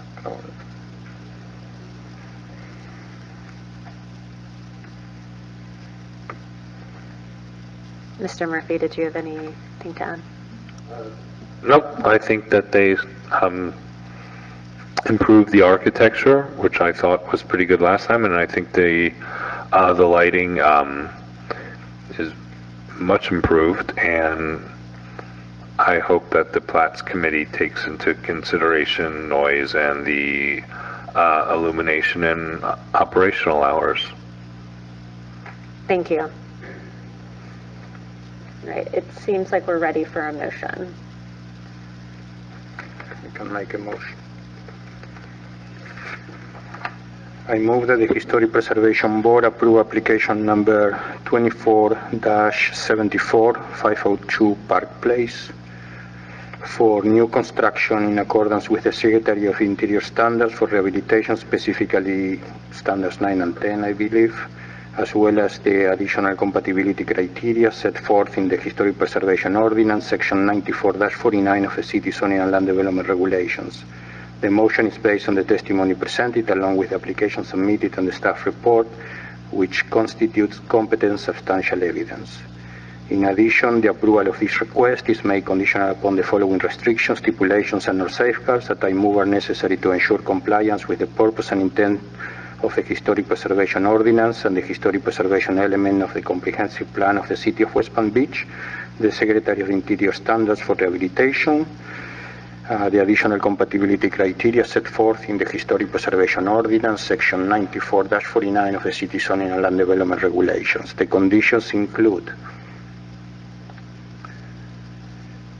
the siding used for the structure shall be wood, cedar, cypress, or other hardwood, fiber cement, or poly ash product. I'll second. All those in favor? Aye. Aye. Any opposed? The motion carries. Congratulations. There is another one. Oh, sorry, we have our variance and finding of fact. I move that the Historic Preservation Board grant HPB case number 24-75, a request by Sean Roach of Gunster on behalf of 502 Park Place LLC for variances from Section 94-302C1 of the City Zoning and Land Development Regulations for the construction of paddle court enclosures. The motion is based upon the testimony presented along with the application submitted and staff report, which constitute competent substantial evidence. The board hereby makes findings of fact that each of the criteria in Articles 2, Section 94-38D6 of the City of West Palm Beach Zoning and Land Development Regulations have been met. In addition, the granting of this variance is made conditional upon the following restrictions, stipulations, or safeguards that I move are necessary to ensure compliance with the purpose and intent of the Zoning and Land Development Regulations and consistent with the comprehensive plan of the City of West Palm Beach. 1. The variances shall only apply to the proposed paddle court enclosures and landscape screening. 2. The paddle court enclosures that are subject to the variance shall maintain a landscape hedge of appropriate material as a buffer from the adjoining residential property and road right-of-way. Second. All those in favor? Aye. Aye. All right, now congratulations, and thank you for working with our board. Thank you. Thank you. Our next case is case number 25-08 for 303 Pilgrim Road.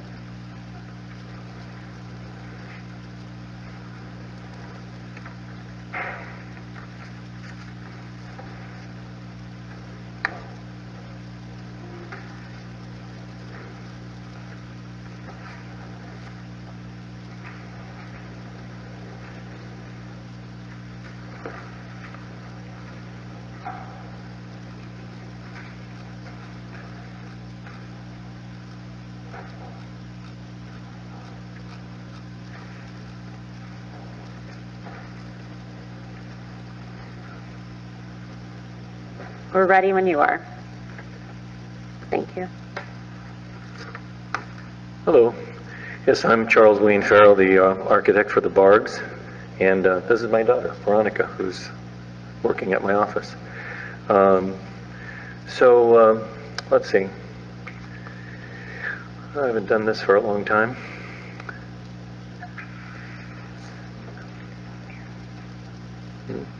Okay, great. Okay, so the property is at 303 Pilgrim Road, and it's a small addition to the top of an existing detached garage. And the first floor is a living room, and the second floor is a bedroom. There's a little storage on the back, and it's meant to match with all the materials of the existing house. For stucco windows, roofing, and all of that. And so we're introducing compatible second floor addition that respects the scale and proportions of the property in the neighborhood, and the goal is to provide a functioning living space while preserving the historical integrity of the site.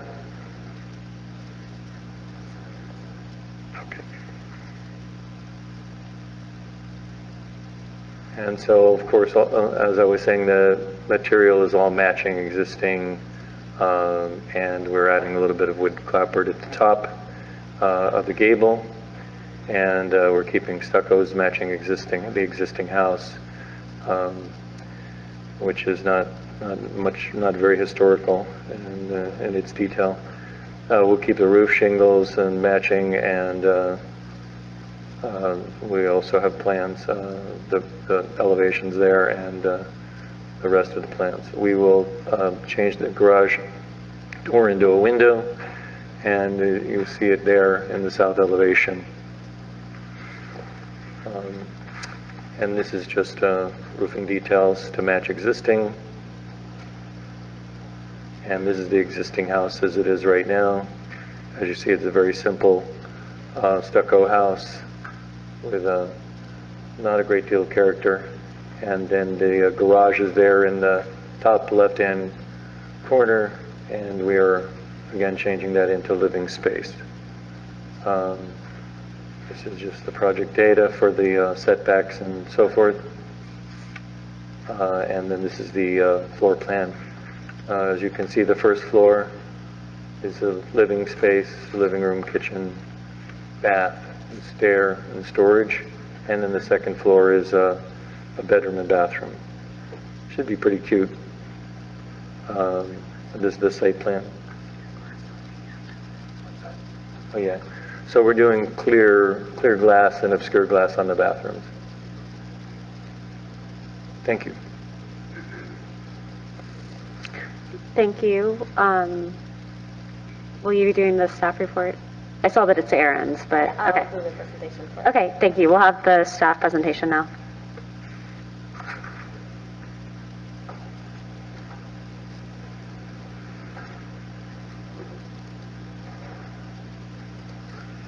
Ana Maria Aponte, Development Services Assistant Director. For the record, I will be doing the presentation for Aaron Born-Graver, that is staff doing this project.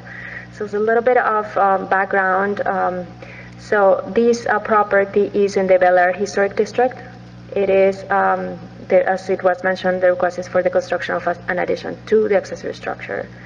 The primary structure in this property is a non-contributing structure built in 1982, and the accessory structure is also a non-contributing. It was marked in our maps as to be determined, but actually the records show that it was identified as a non-contributing structure, so that's an important information for you. So these are some pictures of the existing structure, and this is just a record that shows that non-contributing structure.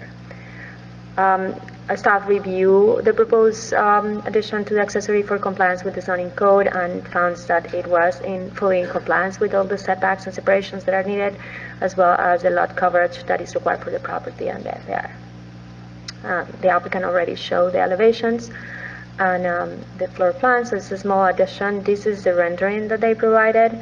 So staff in general recommends approval with conditions based on the finding that the petition partially complies with the required Secretary of Interior standards for rehabilitation and the additional criteria for review. For full compliance includes the recommended conditions of approval by staff, which are the most important ones. The garage door opening shall be maintained with a minimum of 1 inch inset, so the profile for the original garage door shall be kind of delineated. The applicant already says that they are providing compliant with the clear glass and low E glass are required. The accessory structure shall have asphalt shingles to match the existing shingles on the principal structure. The accessory structure also shall be a smooth stucco finish only. I mean, in some of the drawings that the applicant provided, the gable roof has some treatment on the top, so we are requesting that the entire structure be only stucco and not have that treatment. And also one additional, that the accessory structure is not a separate unit, it's just part of the main structure, so it cannot have a separate residential unit without them going through a Class B special use permit that they have not requested at this point. That concludes the staff presentation. Thank you. Questions of staff or the applicant from the board?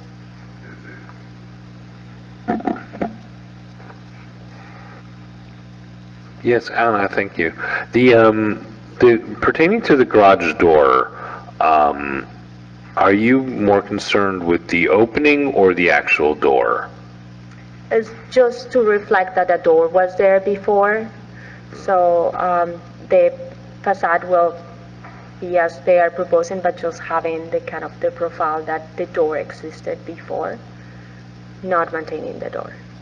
Not? No. Okay, thank you.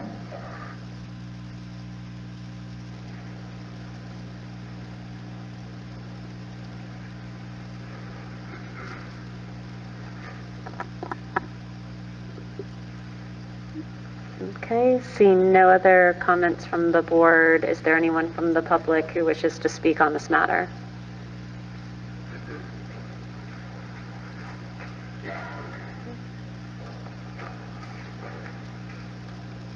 And if you'll state your name and address for the record, please.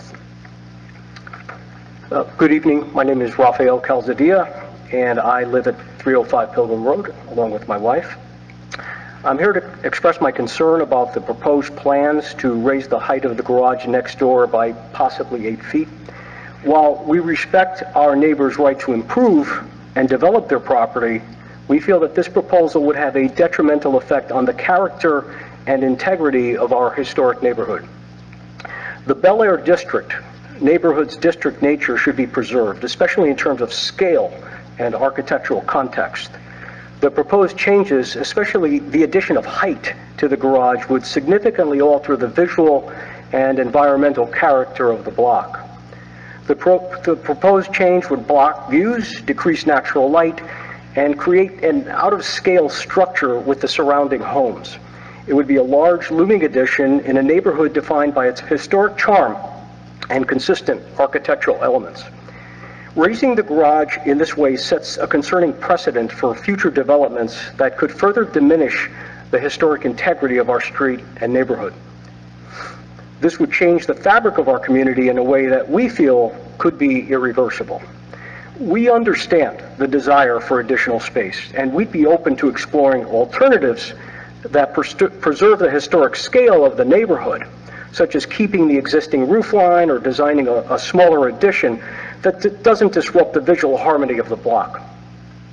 Ultimately, we are respectfully asking the Commission to consider not just the individual property at hand, but the broader impact of our neighborhood as a whole. We urge you to reject this proposal in its current form to protect our historic district's unique character and charm. Thank you. Thank you. And could you just restate your address? I was trying to write it down. 305 Pilgrim Road. Okay, thank you. We're right next door. Where the In the photo is the house right next door. Okay, thank you. I see it. All right, and I believe this is someone different. I have a comment card for 307 Pilgrim Road. Mr. Miller, if you'll please come to the podium. Oh, sorry, you said you do not wish to speak. Would you like me? I don't mind speaking. Okay, go for it then.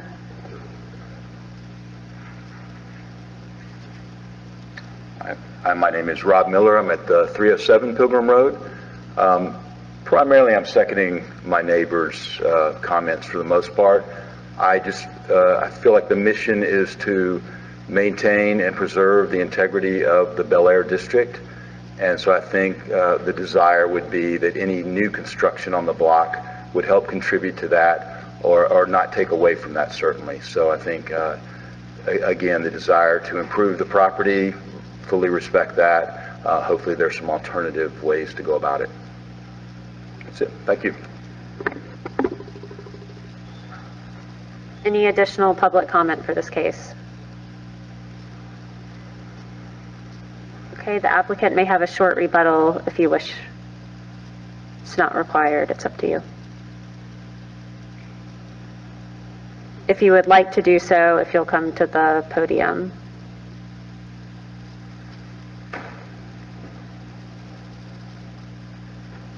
Well, I think that the addition conforms to all the codes and scales and zoning, and also I think that there are other structures in the neighborhood that are of this height. That's all that I have to say. Do you know if there's any other accessory structures, two-story accessory structures in the Bel Air Historic District? Not sure. Thank you. Anna Maria, I think, are you back there? Oh, sorry, I couldn't see you behind the podium. Do you know if there's two-story accessory structures in Bel Air? No, I do not.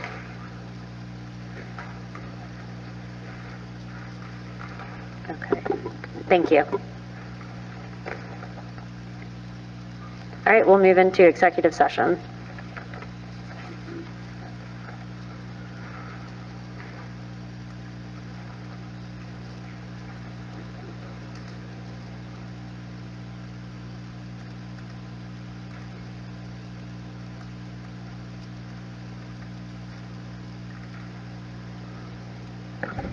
Okay, I can start.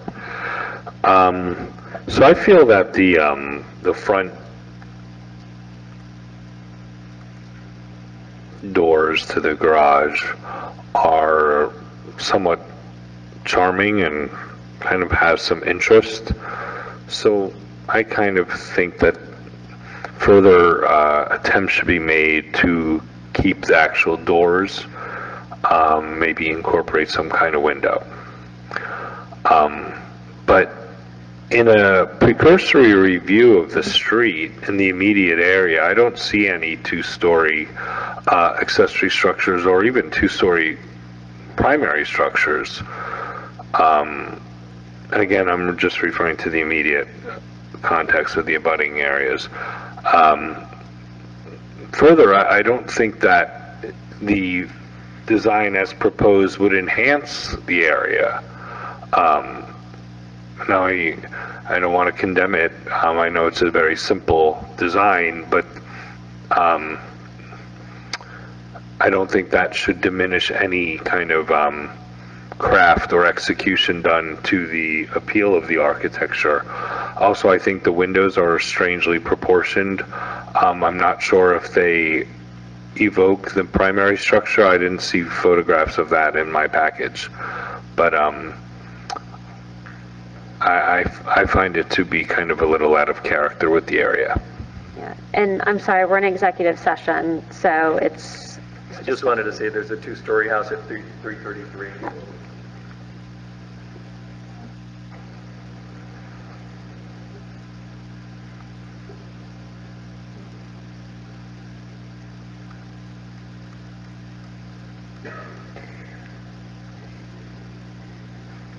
I think I'd like to see the structure of the existing home, which I think would help us evaluate this addition.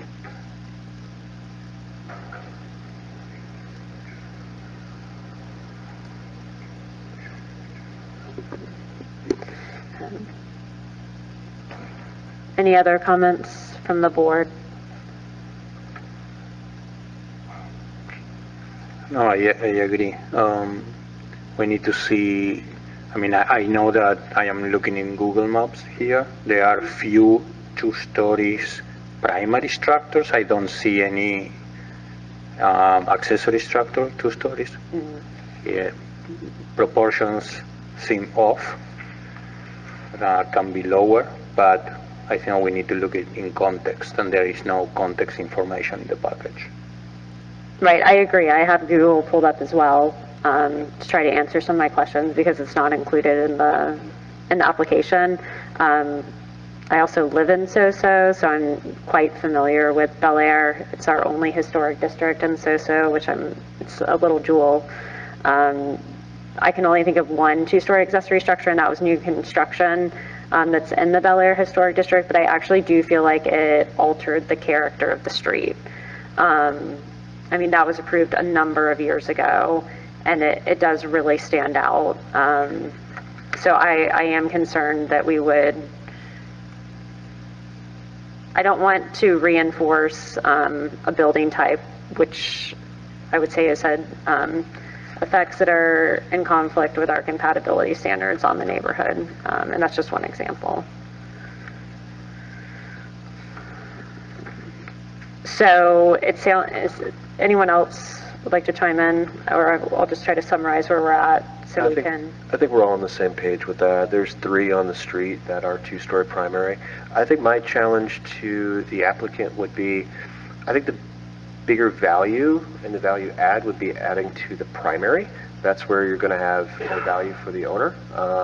That's maybe where I would direct the focus, is if they wanted to add on, they needed that space, maybe there. It is a little out of character on that second story.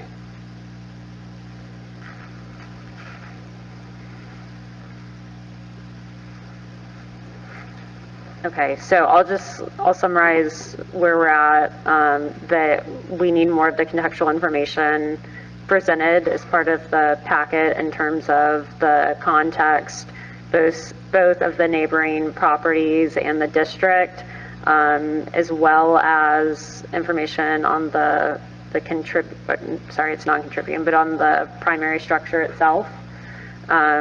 We would like to see the doors retained on the garage structure on the first floor, and we have concerns about the overall massing being in conflict with the size, scale, bulk, mass, and volume compatibility standard. Is that correct?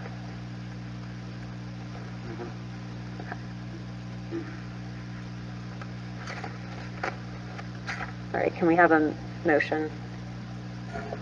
I make a motion to... Jane, Mr. Murphy.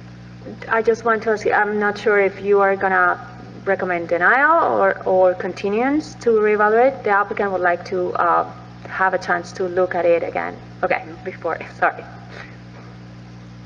She's recommending a continuance. To continue, not to deny. Okay. I make a motion to continue the matter at the direction that the commission provided to the May 28th Historic Preservation Board meeting. Do we have a second? Second. All those in favor? Aye. Aye. Any opposed? All right, thank you. We will see you next month.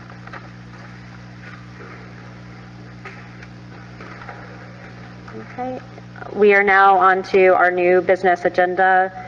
The next case is case number 25-13.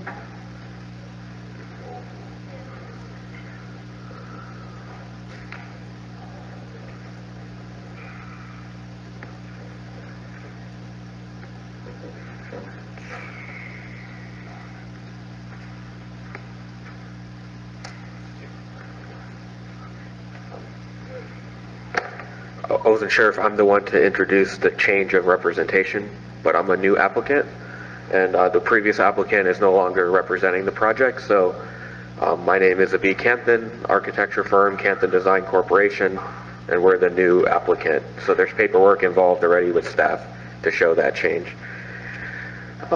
So with that being stated, I wasn't here on the initial staff presentation, so this will probably, since it's new business, this is, I don't know if anyone has seen anything, but this will be new for moving forward. So this is the demolition, new construction for 284 Lytton Court. This is the demolition of a non-contributing structure for a construction of a new two-story single-family structure.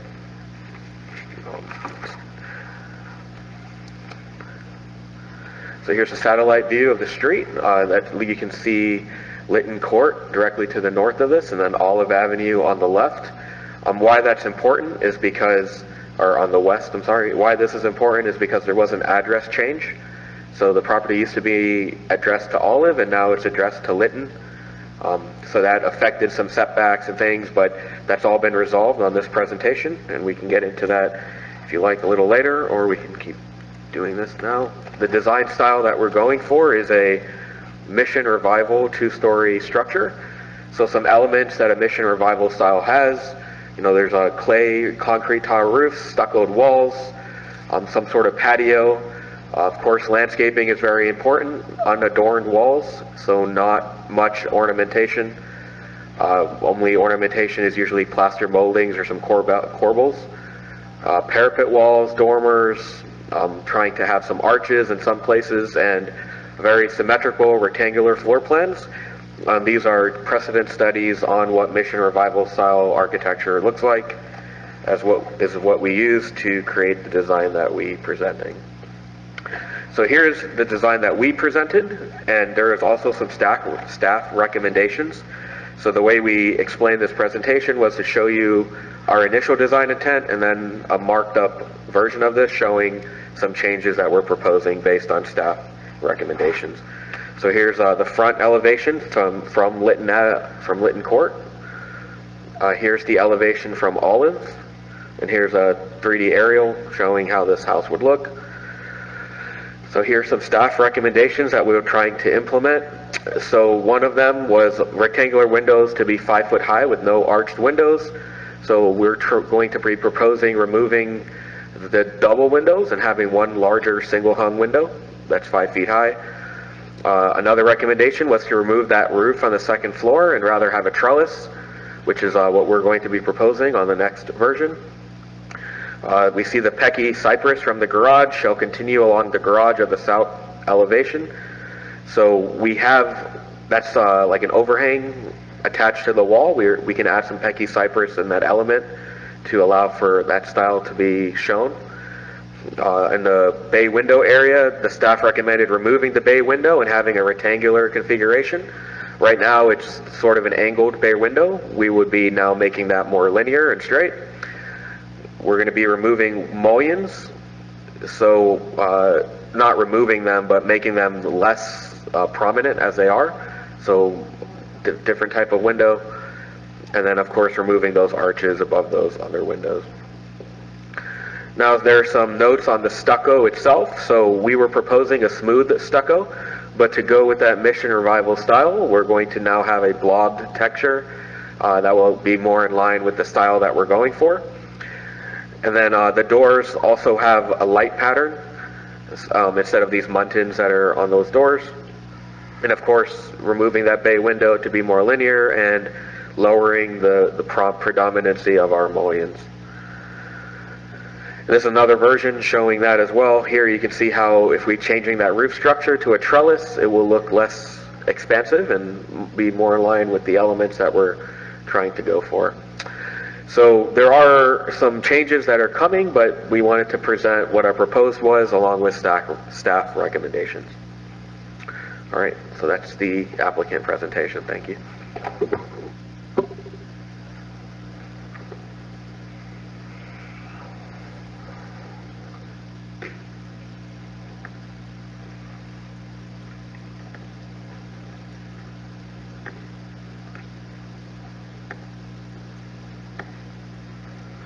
All right, good evening. Anthony Mendez, Historic Preservation Planner, speaking for the record for HPB case number 2513.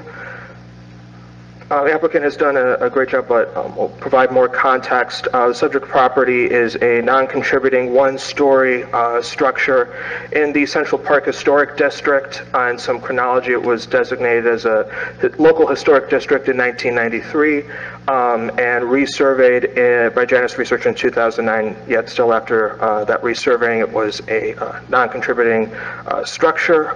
This was a previous case back in 2025 of January, HPB case 24-1116, and that was denied, but this is a completely new redesign. So for some of the proposals for this particular case, applicants requesting a certificate of appropriateness for the following: the demolition of an existing non-contributing structure and the construction of a new two-story Mission Revival residence. We calling up the zoning and land development regulations for a few particular reasons. First is the front, side, and rear setbacks. For this particular case, even though the main entrance is on Lytton Court, for the purposes of doing our front side setbacks, they are on South Olive Avenue, and we pulled up Article 14, which says that the front line shall be the public street right-of-way line which possesses the narrowest length, and so we used that language in our code to assess our review. Because of that, we did want to mention two particular quantities when it comes to the front yard setback. They do meet that, of course, but we do have the pool, which would be in in front of that front setback line, and so because of that, the applicant will need to apply for a Class B special use permit in the future. And in regards to lot coverage,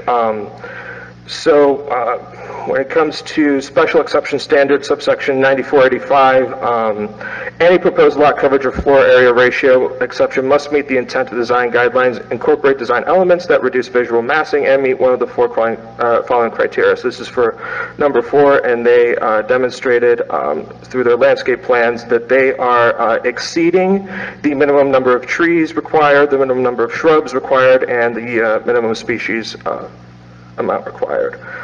Some specific design elements that we did want to call out, in particular the bay window, the covered balcony, the arched window configuration of having the arched window on top of a variation of single hung fixed windows, and the full light configuration for the doors. The Pecky cypress throughout the garage. In total, we are approving recommendation with conditions. There are a total of 9 conditions. There's 3 more on an additional slide. First is that the bay window in the north elevation shall be removed and have a rectangular configuration. All arches above the proposed window shall be removed, and the proposed window shall extend to where the arched windows are being proposed. All doors shall have some light pattern. The mullions for the proposed windows shall actually project a ½ inch beyond the window framing. The window frame color shall be white or bronze. Window 29 from the window and door schedule shall have a height of 5 feet. 7, the Pecky cypress from the garage on the east elevation shall continue along the garage of the south elevation. 8, the stucco shall have a blobbed texture or spongy texture to it and not be smooth. And number 9, the roof on the second floor balcony shall be a trellis. And we did provide visual graphics so that we could provide some kind of clarity for both our applicant and for all of you on the board. So this is for that bay window and having that rectangular configuration. These are our proposed window configurations with our conditions, and the door having some light pattern. The applicant has some flexibility with 12 and 15. I sketched a 15 light pattern configuration. And this window 29, that is on the south elevation in the drawings that were submitted, and that should have a height of 5 feet, so it could be matching with window 27. Pecky cypress condition, it starts on the garage and it shall continue into the south elevation. And we have applicable codes. That concludes staff's presentation. So. Thank you. Questions from the board?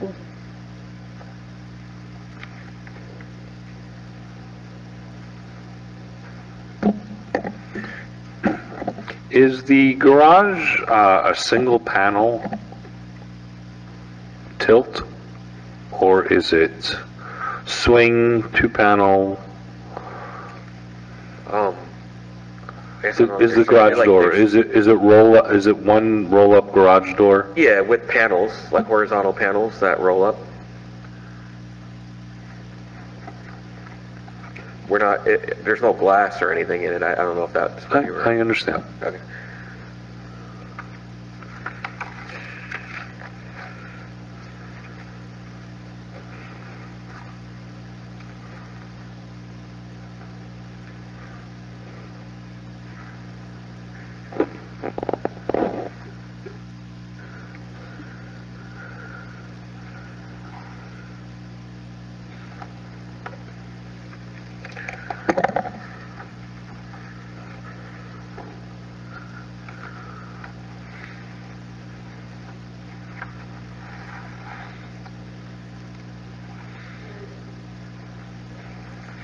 Sorry, I was trying to turn my microphone on. The ceiling heights that you have, I'm just trying to get a handle on it. So you have 10'2" for the ceiling height on the first floor. Then you have 2 feet of interstitial space. Then is it 9'2" for your second floor height, and then another 2 feet of interstitial space before you get to basically the top of the roofing membrane? Yeah, let me. So we have from 12'2" plus, Yes, exactly. 9-foot ceilings on the second floor, and then 2-foot interstitial space, and then we're going to go to the maximum height. Did you look at trying to condense that interstitial space at all? Because, you know, for when you're in a historic neighborhood, historically that interstitial space would be smaller. I understand that you're trying to run your AC through there, but did you look at trying to condense that space? I mean, there are other houses on the street that are similar in height. I mean, we can look into condensing that space, but that is where a lot of the MEP systems and things are going. There's about 1, 2, 3, 4 other houses nearby that are similar in height.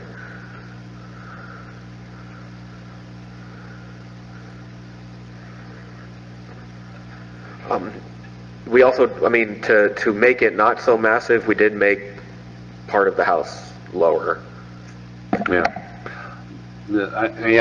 I appreciate that, and that's on the corner condition, the 1-story. But the ceiling heights do seem, I have that written down as well, do seem tall, maybe a little misleading.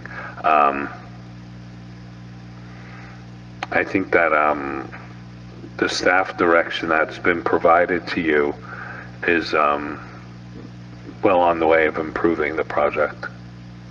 So I don't know which staff member you worked with, but good job there. Good staff member.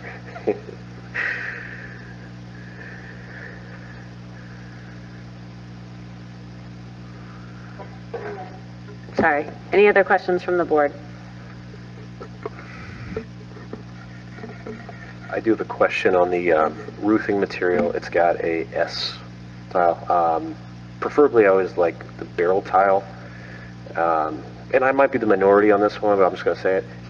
I kind of like the arches on the windows. That's just my take. You know, it kind of gives it a little bit more character, a little bit more soul. And I also like the bay window.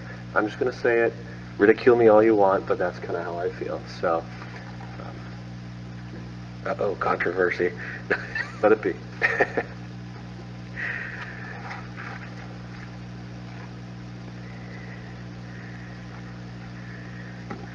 We can talk about an executive session.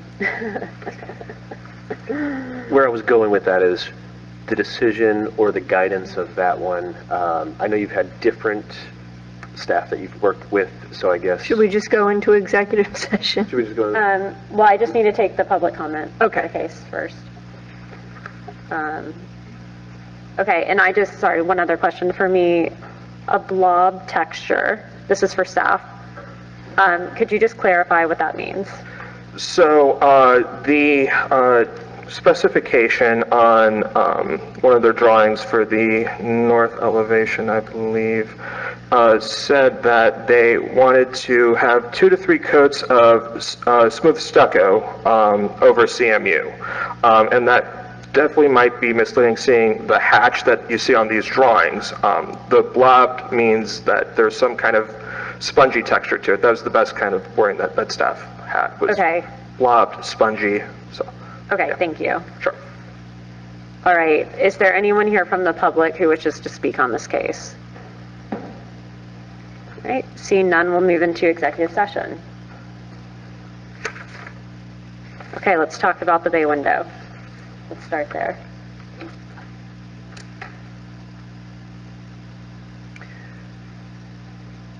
Yeah, you can ridicule me all. Yeah, I like it. I think it just kind of gives a character. You know, the entryway, you do have the arch, and I think the arch gets lost if you just have it in one location.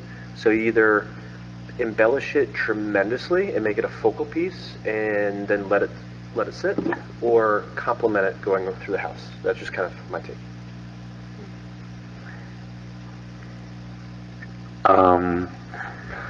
I kind of like it. I think that the ground floor is something that I personally deal with, which is kind of like a receding hairline. It's like a very high forehead, and I think that really is indicative of the interior ceiling heights, because the street facing the north elevation doesn't quite work because of that space from the top of the window to the rafters. I think that's what kind of stands out to me, and that's almost traditionally maybe more seen as a second floor termination condition. I completely agree. Than a ground floor.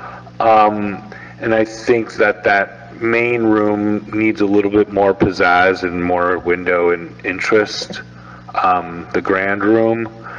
And then the garage I kind of want to do something with.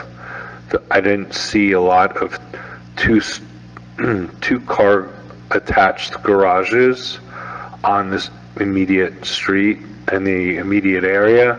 I think that it's skilled by not being part of the primary structure, primary facade. It's recessed. You've played with the massing enough that it, doesn't jump out at you. And you've even added that little, what is that little like roof line above it. But I think those are the things that kind of jump out at me.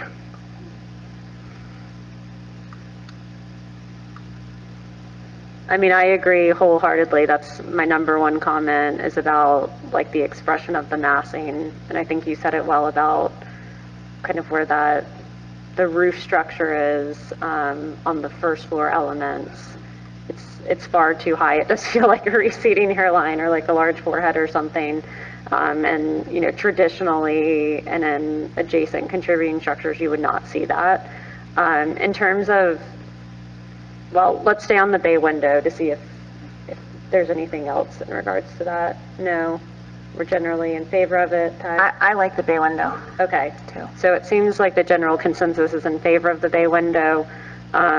We have concerns about the heights. The blob structure, I would, just for the record, we used to call it textured stucco. So I think if we could just call it textured stucco, I'm just kind of afraid of seeing like the stuff from like the 90s or whenever they did it, like they kind of threw this on it, and it's not the best look, and there's no historic precedent for it. So the other comment that I had referred to the arch windows, Kyle, that you mentioned. So when I think of historic structures, particularly of this style, I think of, if there's an arch above it, they were typically a casement window. And if it was a single hung, then it was like an orthogonal opening. So I think that if we're going for the arched opening, I don't have a problem with that either, but then it needs to change its window type so that it's referring to the historic structures. Mm-hmm. Agreed.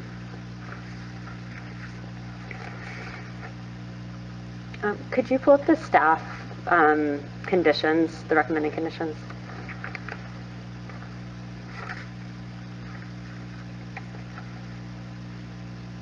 Thank you.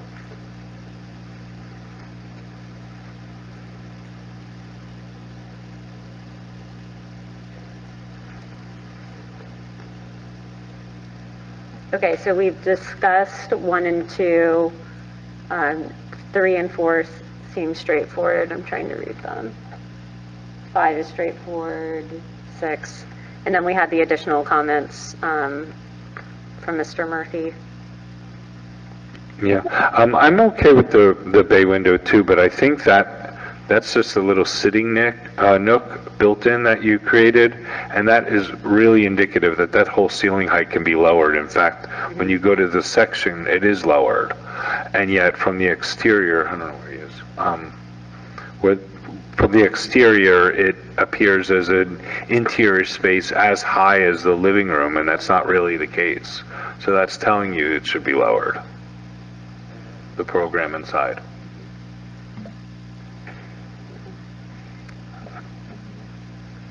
And I would also like to see the railing detail restudied. It's at the front entry. It feels like we have 2 different styles there, between the style of the house and the style of the railing. All right, if there's no additional feedback, may we have a motion? I have one question. Yes. So as far as the garage, is that, James had a comment on that. Are we comfortable with leaving it attached? Or, I don't want to have this guy come back and then we say, you know what, we can't stand the garage.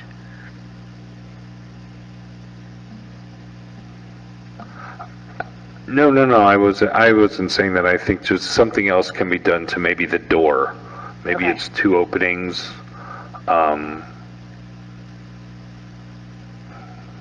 Rather than just the one large one, if that makes sense. Yeah. No, I think that it was generally skillfully done, but it just still struck me as a large Too much. mass, yeah, too Mhm. much.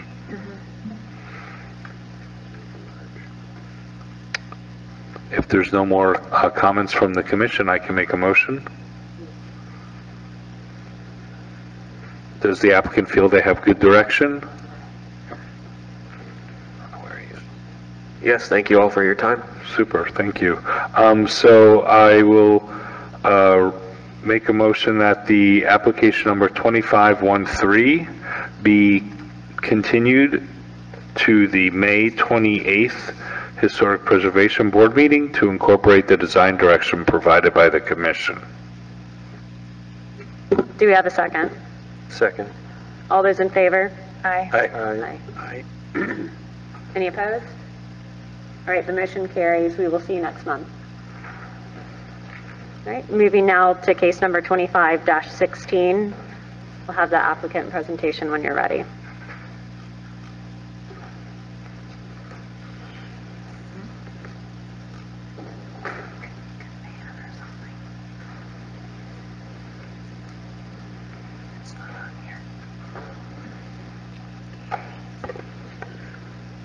Good evening. For the record, Daniel Kahan, Smith & Moore Architects, here representing Jerome and Cindy Canty, the owners of 185 Almeria. Apologies, the proportions on the screen are a little off. It's a little squat, but we'll try and make do with that. I'll start just with an introduction of the project and sort of walk you through our thinking and the design that we're presenting. We first saw the site. It occupies the corner of Almeria and Flagler. It is at the northeast corner. It is currently a one-story house that is there that was built in 1951. No records exist of its original architect or builder, and so it has been deemed contributing and has been deemed to be in the minimal traditional style. Which we believe it exemplifies some elements of that style, but not necessarily all of them, and that certain elements of the house, which I'll talk about in a moment, sort of shift it outside of that style a bit, and those are the elements that we find to be most interesting about the house and that we intend to preserve and to reuse in what we're proposing. So I'll walk you through sort of the thinking of that in a moment. The other thing that is odd about the house in its utilization of the site is that it really makes no connection to the corner of Flagler, and it makes no connection to the water. Really, if you're in it now, you understand that it's difficult to understand why it was sited this way and why it was laid out this way. Perhaps the shape of the site, but the water is obviously not a new condition, nor is Flagler, and it was really just sort of designed in an odd way that we wanted to fix in what we were doing, in addition to making the space and the house function better for modern living. But we wanted to respect the diagram of the house kind of generally. There is this primary gable that runs from the front to the back of the house at the eastern edge of the house. There is a roof that connects that gable all the way to the western edge of the house. There's a porch in the front that actually has some really interesting split wood columns that we intend to reuse in our addition. The gables have interesting gable vents which will also be reused. The one at the garage side will stay exactly the same. The other one will come up to the second floor. And then one of the elements that really sort of pushed us in the direction that we're going with this project were the coins on the building. And they're at the corner both of that eastern extension and this one-story garage. The other garage appears to have been added at some point, but it will stay. Those coins are what I think push this outside of that minimal traditional kind of idea, and these are very clearly kind of adornment that was kind of anathema to that style. And in doing this and understanding how we would use a second story on this building, we really wanted to keep the importance and the hierarchy of that eastern element and create a two-story gable that lives there and continue those coins up. We looked at a lot of different ways of potentially stepping back this and then hiding an addition in the back, but really the shape of this site doesn't provide a rear of this property. What we do would be visible from everywhere, so we wanted to work within this style, but also sort of create this addition. We thought it was important to differentiate this element with the coins as a primary kind of mass of this house, and then to step back the addition, which I'll show you, that connects the second floor over to the west. We wanted to keep the porch and allow the roof that is over the porch to continue to be there and to die into the wall of the second story, and to set back that second story and differentiate it from a materiality standpoint with painted wood siding, which there are examples of on this street that you can see in our photos. And then leave the existing garages as one story on the west side.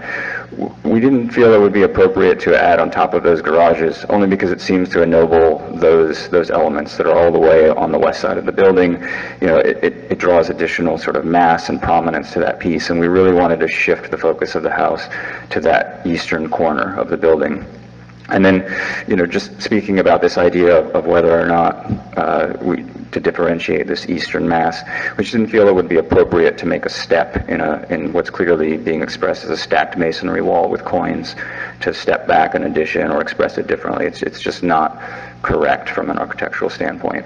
So with all of that said, you can see the footprint effectively stays very, very similar. We are proposing a small one-story loggia addition at the rear of the property, that sort of screens and frames a view of the water from the backyard. You can see the gable remains exactly as it is. It becomes a two-story element, and then there's this cross piece that comes around and creates a second story that lives in the back of the property that sits behind the existing garage roofs and also sits behind the existing porch roof. We made a very small bump out at the rear of the property here because we really wanted to express the one-story kind of kitchen element there as a porch that had been enclosed. It is a porch that has been enclosed at some point, it appears, based on the method of construction that is there. And so we wanted to play that up.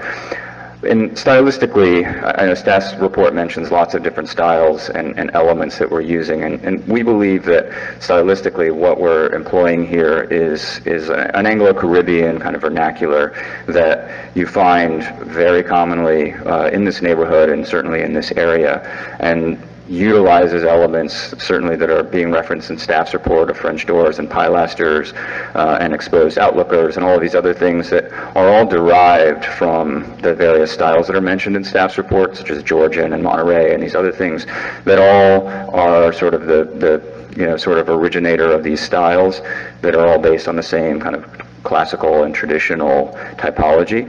And so we're referencing all of those things here, but we feel that it is a style that's an amalgamation of these things that is very common and very correct and contextual to this neighborhood and this area kind of generally. I'll go to elevations just to talk about it a little bit. You can see here the idea of extruding this this gable, reusing the exact same roof line.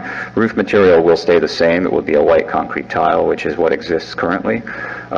There will be painted wood outlookers along the eaves here. This section is set back. It'll be painted mahogany siding. Windows will be mahogany frame, single hung or sash type windows with operable painted wood shutters with functional hinges. You can see we're reusing the columns at the front. We're setting them on a little knee wall so that we can better transition from the driveway to that existing level in the front there. Coins remain, as I mentioned, and then set back from the front, but on the east side facing Flagler is this wooden clipped-on balcony that has a little eyebrow extension from the roof line there. At the western edge, the two garages remain in their current location. The coins that are on this single-story garage we're retaining, as well as the gable vent. It's not a place I would put coins were I designing this house new, but they exist and we intend to keep them. And the footprint of this garage all the way at the western edge stays the same. Currently has a flat roof that we just don't feel is very practical or appropriate kind of generally for the style. And so we're proposing a shed that makes it look like the addition that it very clearly was originally, but brings it into a bit more sort of conformance from a style standpoint. And then just looking at these elevations, you can, or these renderings, basically, you can understand sort of the diagram of the house is effectively the same. We're playing up the idea of hierarchy that is sort of existing now with these two gables that are on the front of the house, but we're obviously, giving more prominence and an engagement to the Flagler side in the corner, which the house clearly does not have currently. And I know, I've sort of mentioned a number of things about why we approached it the way we did, and that, staff's report certainly comments on the appropriateness relative to a very strict interpretation of Secretary of the Interior standards. And, our approach to this was that while this house exemplifies certain interesting elements, it is not an exemplar of its style, or the style that it's being put into, and that trying to preserve something for the sake of sort of creating this thing that sits inside a larger addition, simply for the sake of preserving sort of the idea of it, didn't make a lot of sense here. We don't feel we feel that while this is an interesting house, it has interesting elements, and that we want to respect sort of its original kind of siting and the way that it sits. We don't feel that it warrants sort of the very strict usage and application of all of those standards. We think that we're creating architecture that does reference and enhance sort of the original intent of this house. We feel that we're creating architecture that is contextual from a scale, material, and sort of historical context standpoint, and that was our approach, and so I wanted to really sort of emphasize that to you guys, as I know it's going to be a conversation, and certainly will be a back and forth with staff and their recommendations relative to those things. So that concludes my presentation, and I'm happy to answer any questions after staff presents.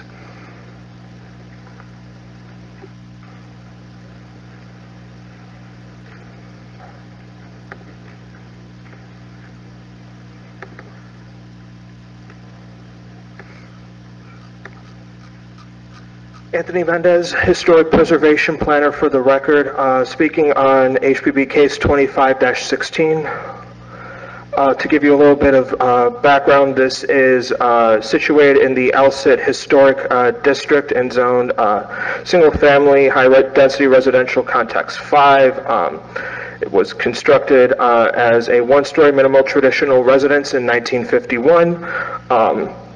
And it was actually designated as a local historic district in 1993, and then in 2008, this historic district for Alsit was amended to have this property as a contributing structure.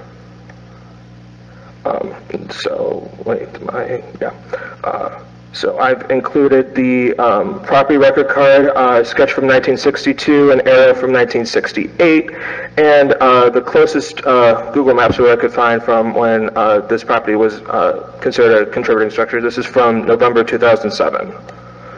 And the designation report has this as a minimal traditional residence, and so this is in alignment with the post-World War II development. For this historic district, houses of this style are generally modest in size.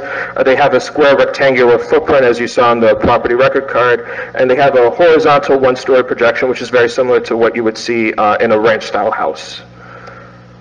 So the applicant is requesting a certificate of appropriateness for the following, and there's a few features here. The addition of a second floor, a new loggia, which is going to be on the north elevation, a cantilevered porch, which is going to be on the east elevation of the second floor, and all of the fenestration replacements, all of the windows and all of the doors are going to be replaced.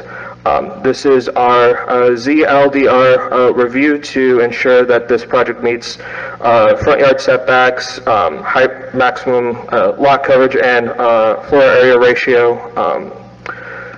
So while the proposal does meet these standards, we do appreciate the work of this applicant, and we understand the hard work that has gone into this project, but unfortunately we are, as a staff, going to have to recommend denial of this HPB case. The proposal does not meet the following standards of Section 9449, the Secretary of Interior Standards for Rehabilitation. That's number 2, 3, 4, 5, 6, 9, and 10, in addition to the following standards for additional criteria for new construction and alterations. That's standards number 3, 4, 5, and 7, and this presentation will go into the staff analysis of those particular standards and where this proposal falls short.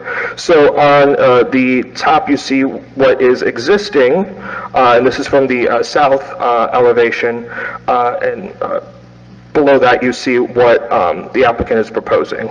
So standard number 2, Secretary of Interior Standards for Rehabilitation. The historic character of a property shall be retained and preserved. The removal of historic materials or alteration of features and spaces that characterize a property shall be avoided. And in the graphic all the way to the left, we see that the primary entrance is going to be relocated, and the door configuration is going to be completely revamped. In addition to the window sizes and their massing, going to the right graphic, you see a complete, distinct appearance from what is existing and what is being proposed. You see the removal of the jalousie windows in favor of single hung windows.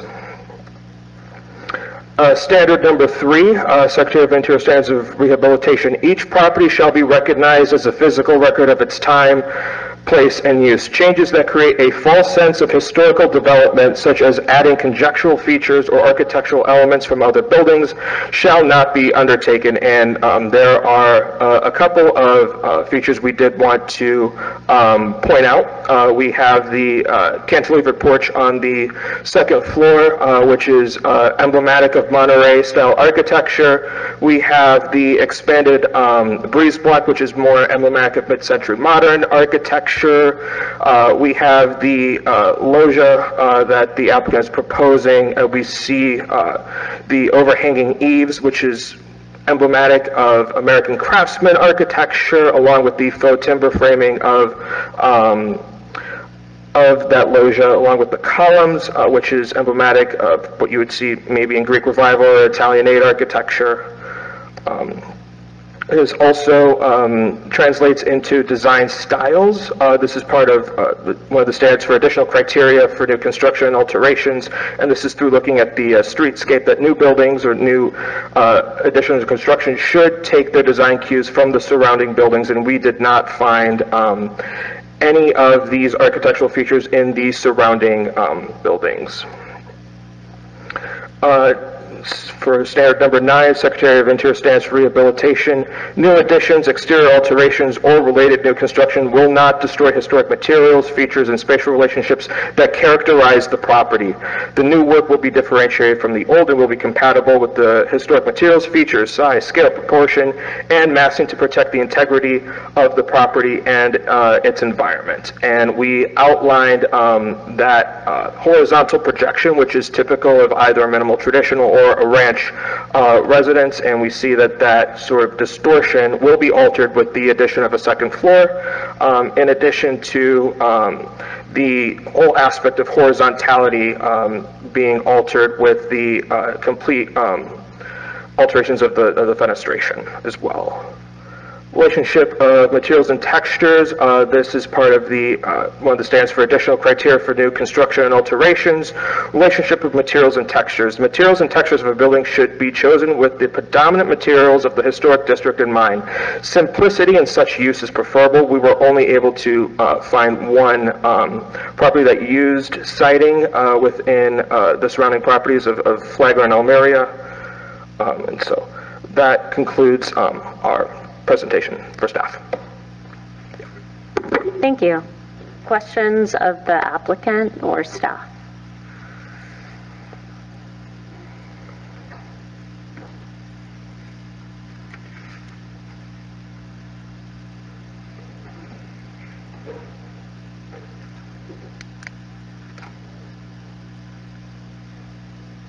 I have one for staff. You said that the property in 2008, it was added to the district. Was that a resurveying or was it an individual addition? I'm under the impression that that was a resurvey. I could look into that, but yes.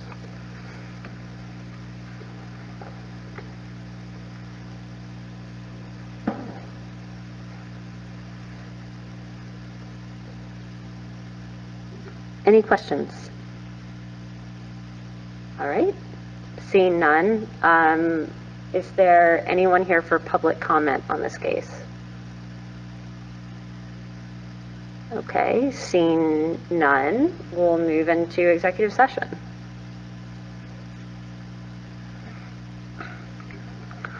I can start. I kind of, you speak from your experience, and having worked in 2 coastal barrier islands that have rich architectural history, both in districts and individual landmarks, I think this is a skillful execution if this was a non-contributing structure. But be that as it may, it is not. I think that the proposal, as well proportioned as it is, completely deteriorates the original building, and I think the staff analysis has nailed it. Additionally, when we see second floor additions to 1-story contributing structures, I think we saw one earlier today, it's done with such deference and kind of a more humble approach, whether it's a roof line or not, having a whole coterminous second floor that mimics the first floor, and this one just expands it vertically. And then the other architectural embellishments are just add-on to the desired outcome of the applicant, and I respect and understand that, considering it's a waterfront property. But the transformative nature of the proposal, given the fact that this is a contributing structure, I feel as proposed, I'm in alignment with staff's recommendation.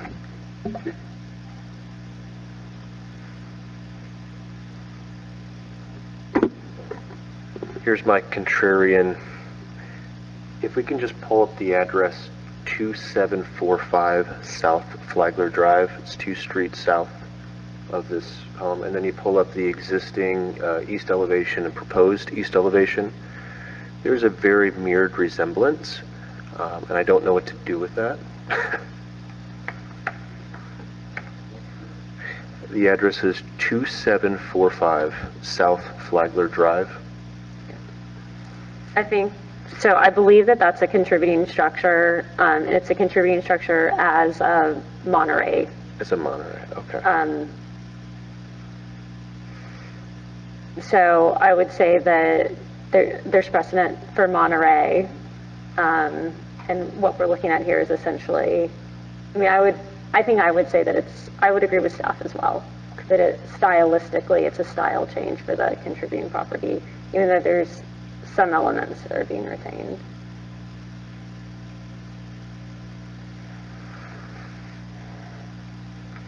I agree, and with all due respect, I mean, I have a really high respect for your firm, and it's a beautiful design, right? It's incredible.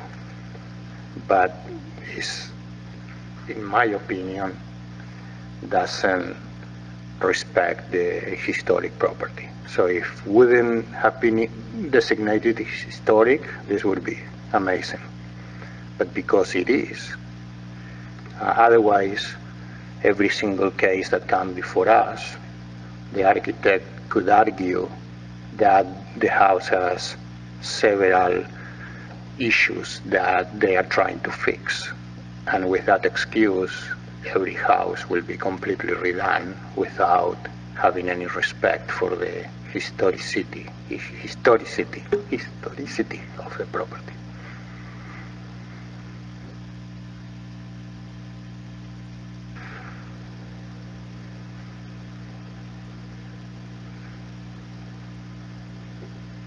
Any further comment, or would someone like to make a motion?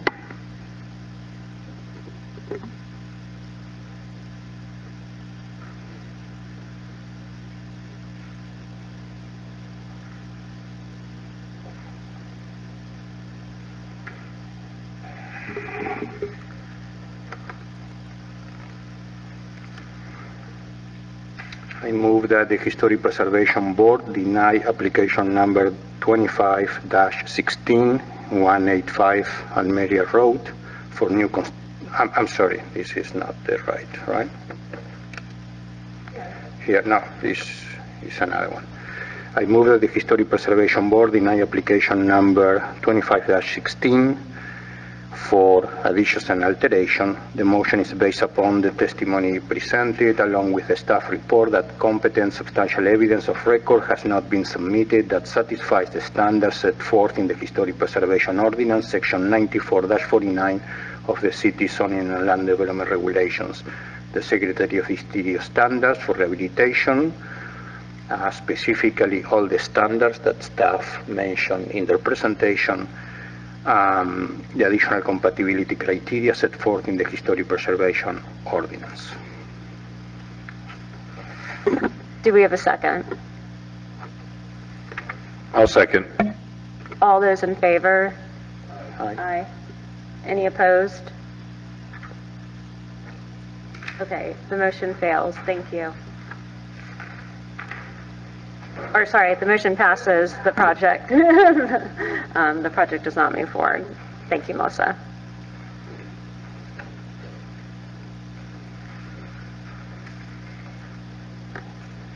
Okay, our next project is case number 25-18 for 951 33rd Street. We'll have the applicant presentation.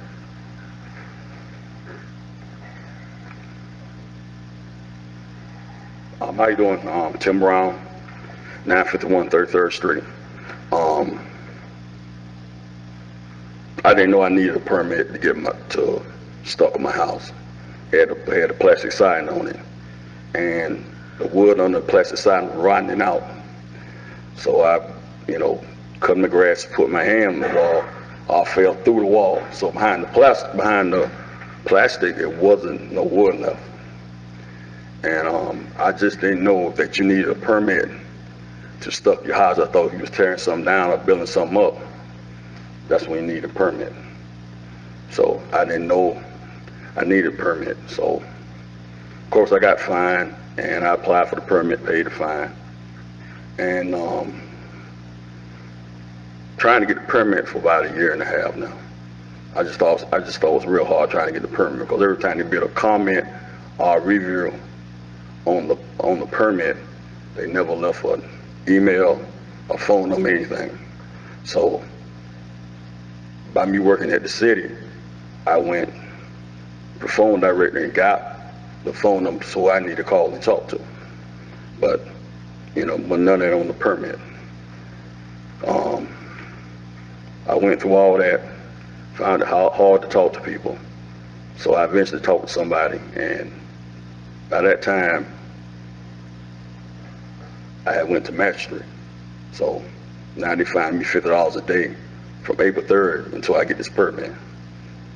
So right after I left that, I went down and talked to the people here at the city, and I came back. I missed the meeting in March. Again, they had a comment of review, no email, no phone number. So where I'm at right now is, if I don't get this permit, they still gonna fine me $50 a day. That's just the bottom line. And I just want to do whatever I need to do to get all this behind me and taken care of. Simple as that. Thank you.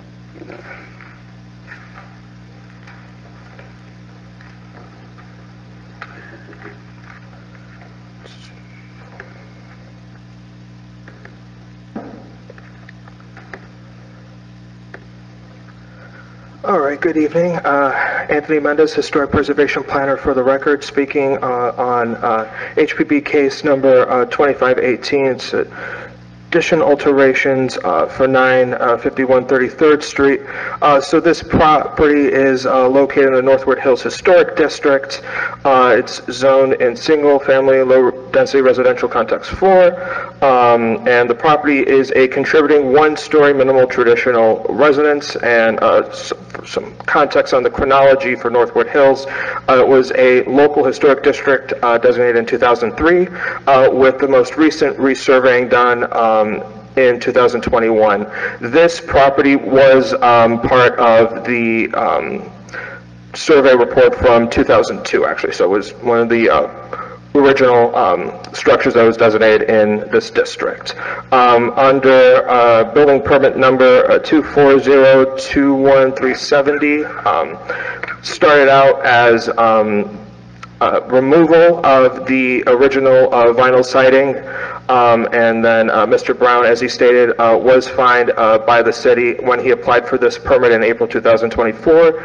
It was denied by Benjamin Salata, and then as recently as January 2025, it was required resubmittal. For some of the, we were able to find the property record card from 1962 and the quartermaster site file from 2002. So it does say that the original, at least from 1962, the exterior walls were of shingles and asbestos, and the exterior fabric, as of 2002, was the vinyl siding. And so, to give you more context on Northwood Hills and the minimal traditional styles that you see there, houses are, again, generally modest in size, square footprint. They're of frame construction, and siding is pretty common. The two examples that were pointed out from Northwood Hills were from the 2021 resurveying, 814 30th Court and 812 32nd Street. What Mr. Brown is requesting is a certificate of appropriateness of approval for the following. It would be a retroactive approval for the installation of stucco, and staff would approve that with conditions. That the exterior siding shall be asbestos-looking fiber cement or wood siding, bevel profile 5 inches reveal, in cedar or cypress. The applicant may install such siding over the existing stucco, the new stucco that he put on, and recreate the window trim in wood, and he has the option of cedar or cypress. So that concludes the staff report.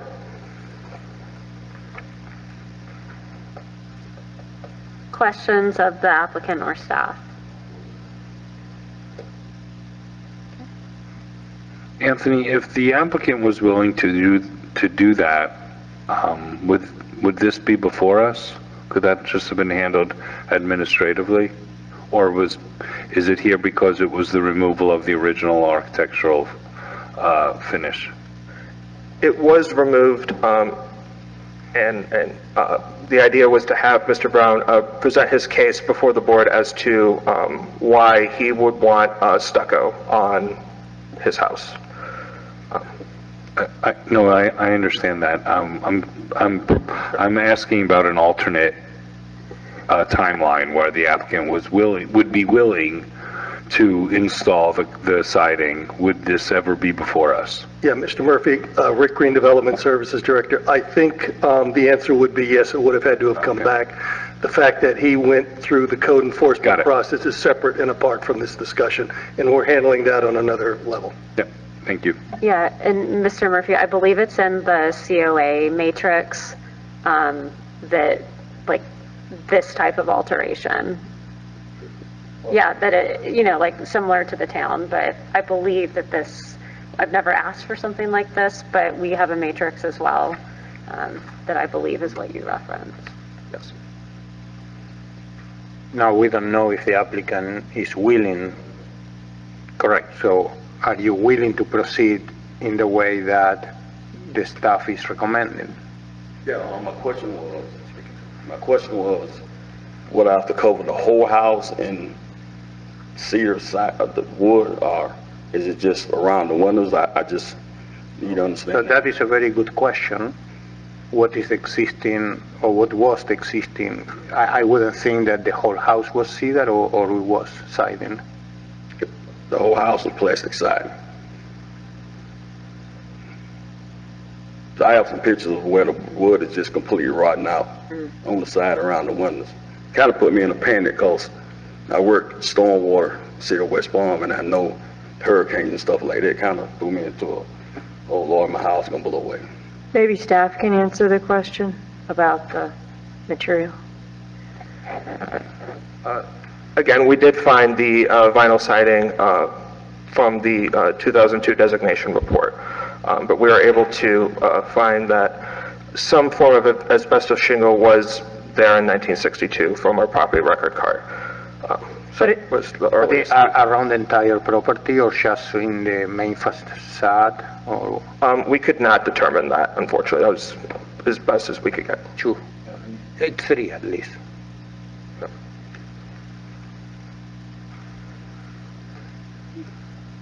Okay, is there anyone from the public who wishes to speak on this case? Seeing none, we'll move into executive session. I think this is crazy that this poor guy is paying $50 a day to try to work this out. And I think the recommendation of wood siding, if we have to do it on street facing, fine, but let's be sensible and sensitive to the cost associated with that and try to, help this guy. Yeah, and I'm going to go ahead and chime in with a few things. I don't think that we should be putting wood siding over a stucco enclosure. That's just not a good system. So with where we are with this, I would not be in support of the wood siding simply because it's just not an okay system to use for the house. If we're going to do the siding, it would need to be like a composite. That being said, that's incredibly expensive. There's composite, it's a huge cost increase, which doesn't, I agree, it doesn't seem appropriate. I would also say that if vinyl siding is what was on it, that was already an inappropriate replacement. So the historic material has already been lost. It's not like we've lost more historic material with the stucco, which is fortunate in this case, in my opinion. So those are my thoughts on it. I tend to agree with, I guess, both of the commissioners, and I see that the surrounding areas, the surrounding properties, which also seem to be the same box-like modest structure, are stucco. So I'm actually comfortable with letting the gentleman have his smooth stucco on its entirety. I am too, and it was clearly an honest mistake in terms of not understanding that it needed to come before us. I feel really fortunate that there's actually no loss of historic material with it. Okay, motion?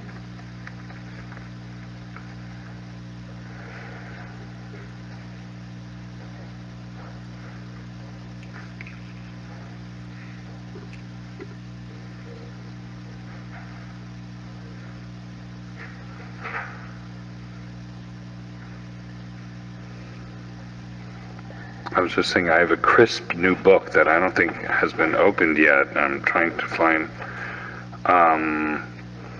I move that. What was that? I move that Historic Preservation Board approve application number 2518 for alterations in accordance with standards 9 and 10 as set forth in section 9449 of the city's zoning land development regulations. The motion is based on the testimony presented along with the application submitted and a staff report which constitutes substantial evidence, competent substantial evidence. I'll further expand that I approve the project as presented without the condition of adding any cladding to the exterior facades. Seconded. All those in favor? Aye. Aye. Any opposed? All right, the motion carries. Good luck with the permitting process.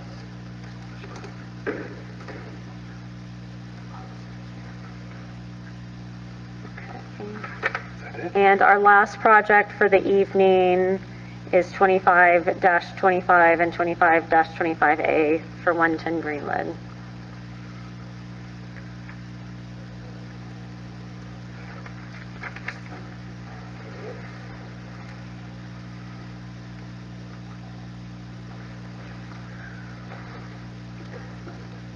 Good evening.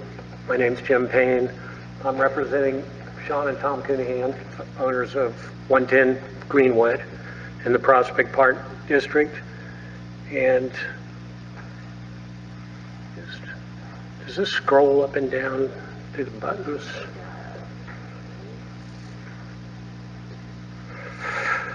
Let me just, how does it go up and down? Oh, those two. Okay, all right.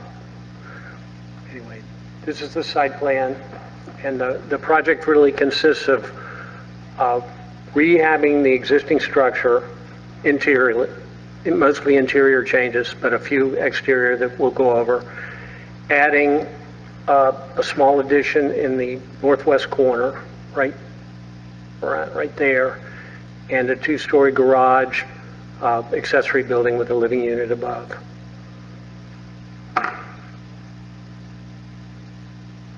The streetscape, well, the top three pictures are the subject property. Then the first streetscape that you see is looking west across Washington Road. Subject property is there in the center. There's a larger house next door to the south, two-story house further south, then Greenwood, and then there's another two-story across the street to the north. And we tried to have the photographs below match those houses, although there's a lot of foliage, so it's a little difficult to see. Then the streetscape below is looking south. Washington Road is to the left of the subject property. There's a kind of a split level, two-story, one-story on the east side of Washington, a two-story house next door, then a one-story. The entire neighborhood is really a mixture of one- and two-story structures. So we feel that our project, which is a mixture of one-story and a two-story structure, is fitting in the neighborhood. The changes that we're suggesting, the one most significant change is that we would, because the ceilings are so low and they're not even 8 foot, they're 7'10", we feel that to get some volume in the house, we propose raising the tie beam 1 foot 8 inches so that the ceiling would be 9'6", and that is, you know, those top two views will be very similar except for that change, which is more apparent in the elevations, you know, the existing and proposed, which I'll get to in a moment. The front entry, we're not changing it, we're just making it a little taller to match the increased roof height. And then this area is the area where the addition is going, the addition to the main house, which is an additional bedroom. And this is the existing plan is below, the proposed plan is above to the main house, and this is the addition again, which kind of balances from the north elevation this existing feature here. If we can go down. This is a roof plan with a little bit of a detail on how we would structure the increase in ceiling height. And it's an overhang truss, so from the exterior, the increased height is minimized as much as possible. These are the before and after views of well, this is really the backside, south elevation. I really should go back to, what we're proposing is to keep the coins and to just do a 4-inch band at the top and another 4-inch band under the eave. So that differentiates the change.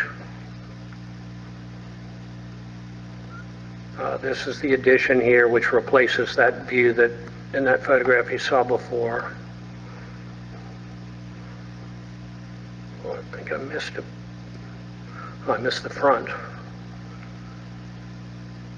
Once again, existing below, proposed above. We retain the same entry. This window style is retained. We tried not to change the windows too much. We organized them a little bit. This glass block was not original, and so that in our development of the project with Aaron, you know, he was in favor of the changes that we're making, and he encouraged us to keep the coins, which we're doing. And and to keep the entry essentially the same, which we're doing. And then lastly, there's the two-story structure which is in the southwest corner, separated by at least 15 feet from the main house as required in order to get the 3% bonus. And we are right at the lot coverage limit, but in terms of FAR, we're well below 1,000 feet because, you know, this is a small lot, but it's not a two-story main house. And that was explained to us that that isn't something that would be done, and I could kind of see by that last presentation that that's not something that's possible. But I think this is a good compromise, and this is what we're proposing and hoping that you all will either approve or give us some good advice. And that concludes my presentation. Thank you. The staff report?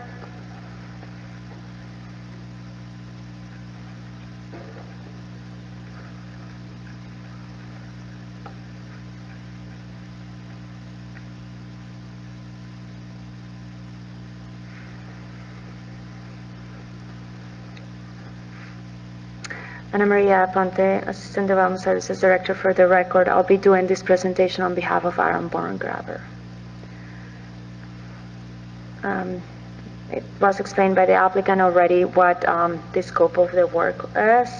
I'm not going to go over that. I just want to clarify that the mailers, when they were sent out, included a mention to a Class B special use permit for the location of the pool that the applicant wanted to do. However, they did not really submit the application on time, so we are not presenting that. They will have to come back in front of the board to complete that if they decide to move ahead with the location of the pool as presented in the original submittal. Some information for the background of these is this is a photograph of 2002 and the property records from 1962. It shows that the tile is a cement tile. These are also some aerial photographs, all photographs that also indicate that the color of the roof was white from the beginning. In terms of the submittal, the project complies with the zoning and land development regulation. The additional structure, the accessory structure, complies with the setbacks, and the project meets the requirements for the FAR and lot coverage as it was presented. One exception, it includes the lot coverage and floor area exception for detached rear accessory structures that allows that to be expanded a little bit to allow for the structure. The elevations were already presented, so I'm not going to go over that. And the detail of the roof was also mentioned, so the big changes, they are raising the roof as it was explained, and included the stucco band to differentiate the change. So, you know, if this is easier to see, it's an enlarged detail of how they are doing that. And the 1.67 increase. I think the main point of discussion is the color of the roof. So the applicant is proposing a low profile S tile, as shown on the screen and included in the drawings. Staff would like to emphasize that not only the color of the roof is important, as it was originally white, but also the profile of the tile proposed. It's important to mention that the white tile, it exists in the context of the city of West Palm Beach, either originally white or painted over time. But it's something that it's appropriate and exists within the context of the historic district. As I mentioned before, it seems by the records of the old aerials, the roof was white from the beginning. There are some options for the tile, and I know Aaron has had some conversations with the applicant regarding this. The tile could be just through barrel tile, or could be an S tile, and there's some options for that that are available in the market. Some are more expensive than other ones, but there are some options in there. I think the main issue is the high profile of the barrel tile instead of the more flat that they are proposing. So based on what Aaron included in the staff report, the intention is that the profile of the tile is more similar to the original tile of the roof as barrel tile, instead of the shallow profile that the applicant was suggesting. It's also, if the white is not available, the option could be also a sterling. That is an approximate match that similar to what the wild tile, as over time it turns a little bit silver, so that will be also appropriate for that. This is kind of a section of the different profiles. The applicant proposal, if you see, the profile of the tile is 2 inches 1/8 to 1/8 of inches. The other ones are slightly kind of deeper, so are similar into the profile of the existing condition. That is the picture on the bottom of the screen. And these are like kind of more information about the tiles and the profiles of that, the form of the tile. In general, staff recommends approval with the conditions based on the finding that the petition does meet the required Secretary of Interior standards for rehabilitation in Section 9449, and also the additional criteria in Section 9449 also complies with Standard 9 and 10 of the Secretary of Interior standards, and all the additional standards for the criteria for changes. Staff is recommending a couple of conditions. The first one is regarding just cleaning up the data tables when they submit for building permits, so it's consistent. The second one is also regarding the clear glass on the windows. That is kind of one that we are included in the majority of the applications. The third one is related to the details of the front door. It was not really included in the presentation, so staff would like to review it to confirm that it's appropriate for the architectural style of the house.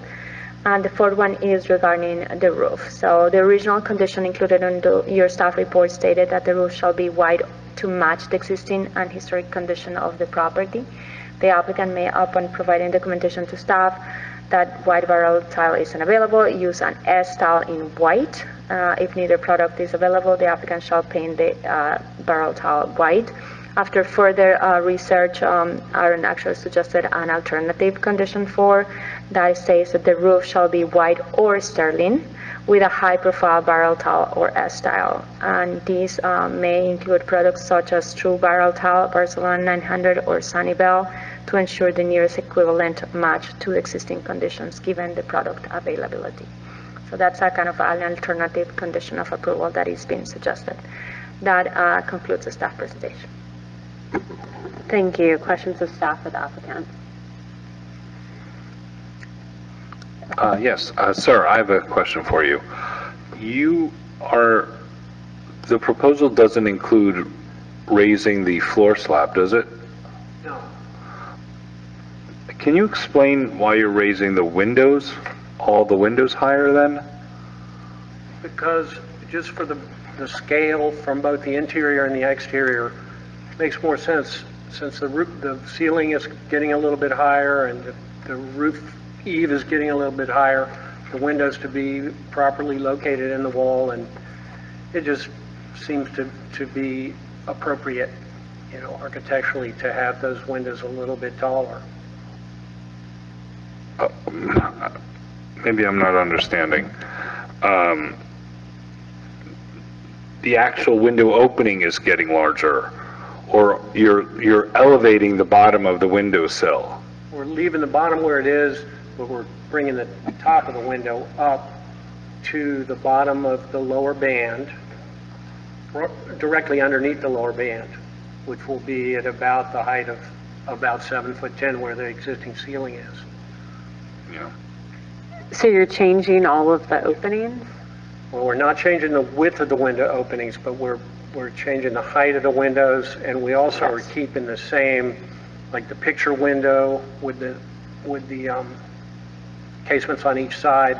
That's an existing condition that we're not trying to change. And so It looks as though they're getting higher, though. Excuse me? It looks as though they're taller. So the windows are elongating, like the physical dimension of the window itself is growing. You're not just relocating them up, you're actually stretching Well, Is that correct? The east elevation, they're moving up. Yeah, it's definitely they are, moving up on the heads east are moving up. elevation. So like, they're moving up in areas. Yeah. That's So- what the drawings show. I mean, that's what thank you, that's what the drawing shows. So I think that's kind of, I think that is an issue with that crown molding that I wanted to ask you also why you will be adding a molding to the build with the house, because it didn't have one before, right? So why adding something that was not there before? And I think that that is confusing because it looks like the windows are moving or they are getting taller, but I think that is confusing. So the band above the windows, you take exception to. What we're trying to do is the standards, like one of the standards refers to differentiating any change, and that accomplishes that. We were trying to do the right thing. I mean, we wouldn't have to, if you guys said take that band off, it'd be gone.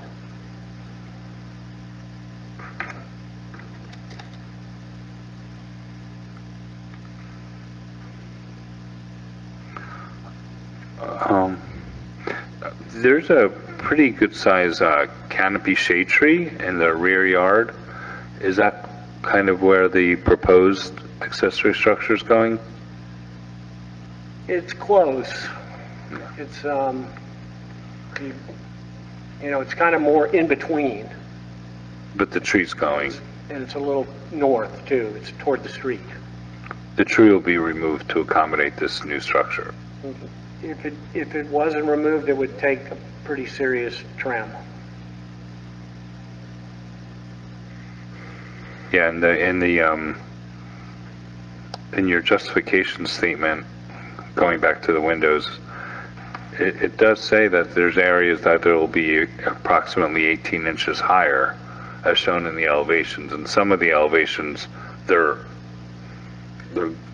going further away from the curb line. Or is that just not shown correctly? They're going further away from the... They're elevating. They're definitely elevating. The heads are higher, but... But is the bottom higher, sir? The bottom's... The bottom's not supposed to be higher. It's drawn that way, it's an error. It is drawn that way. It is drawn that way. All right, well, I take responsibility for that.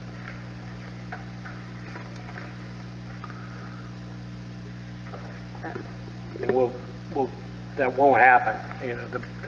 The sills are going to stay at the same level, and so is the floor.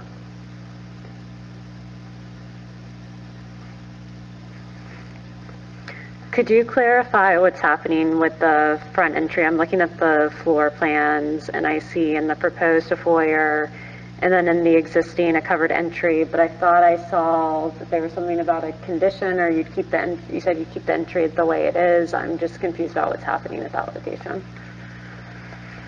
Yeah, the entry is currently, that's a screen door in this blow up here, which I had on the screen, but I don't want to interrupt things, but it's a screen door, and then the actual front door is in line with the wall beyond. That's how the existing floor plan should be shown. It is. I'm asking what you're proposing. What we're proposing is above, where we just get rid of the main door and take advantage of that little covered area there and creating a little bit of a foyer, which you'll see on sheet A1. Okay, so what you're proposing is exactly what's drawn. You did not have any changes. I understand, thank you. Okay. Yeah, we kept that entry. It's kind of an unusual entry, kind of a sub-roof extension, but it's historic, and we're keeping it. Okay. I have one for staff, please, regarding the roof.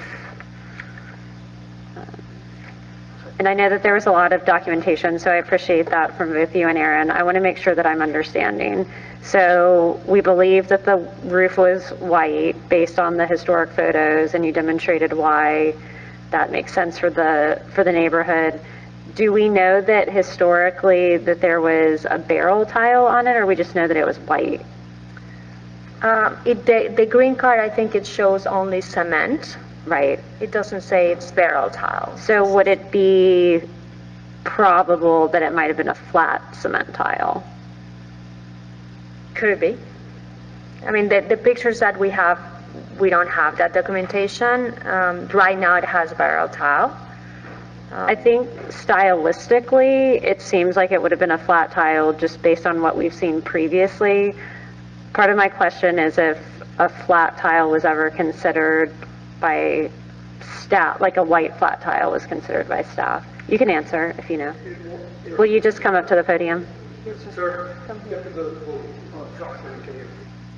sorry, it was definitely discussed with Aaron, but it was clearly a barrel tile roof now, and we'd love to do a flat tile. I think it would be better with the coins and the whole style of the house.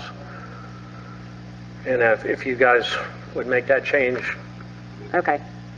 Thank you. That's very helpful.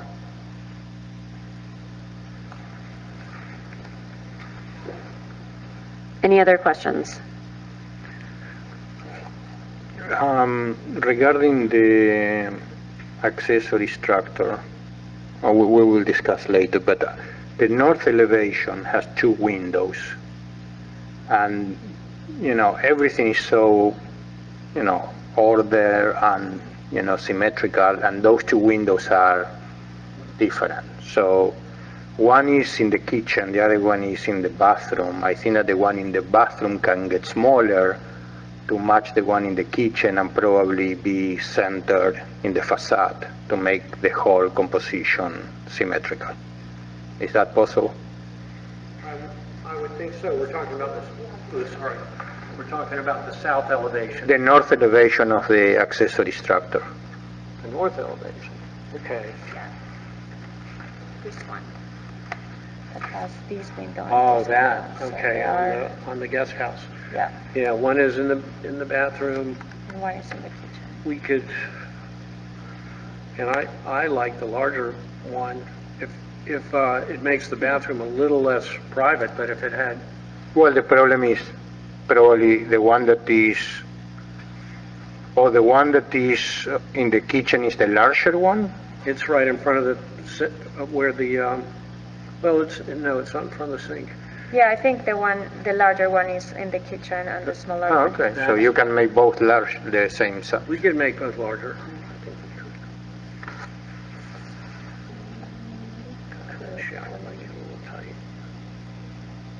I think we can make it work, and I agree with you, it'd look better. Thank you.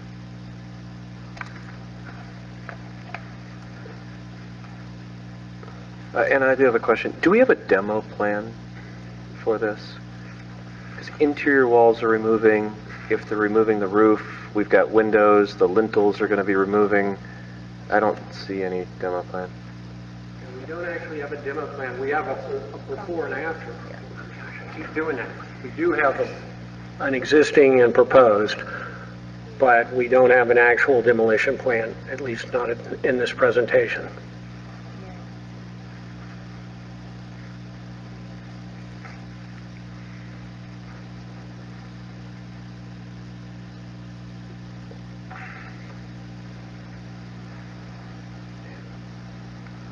You can see the differences if you compare those two.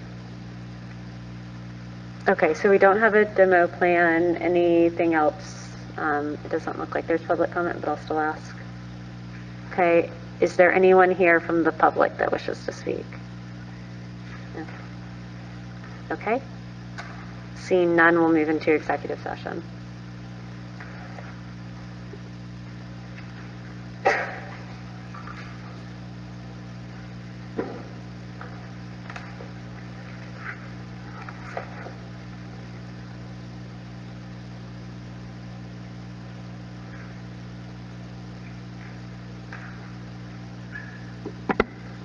So we have a fair amount of alterations to a contributing structure without a demolition plan.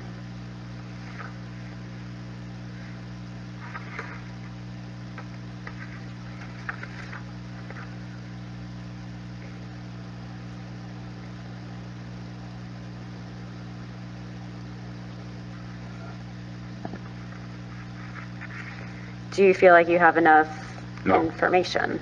No, I'm still a little confused with the windows, and the wall extension. I think that should be included in a next submittal is the required demolition drawings, plan and elevation, showing the areas that are removed and added.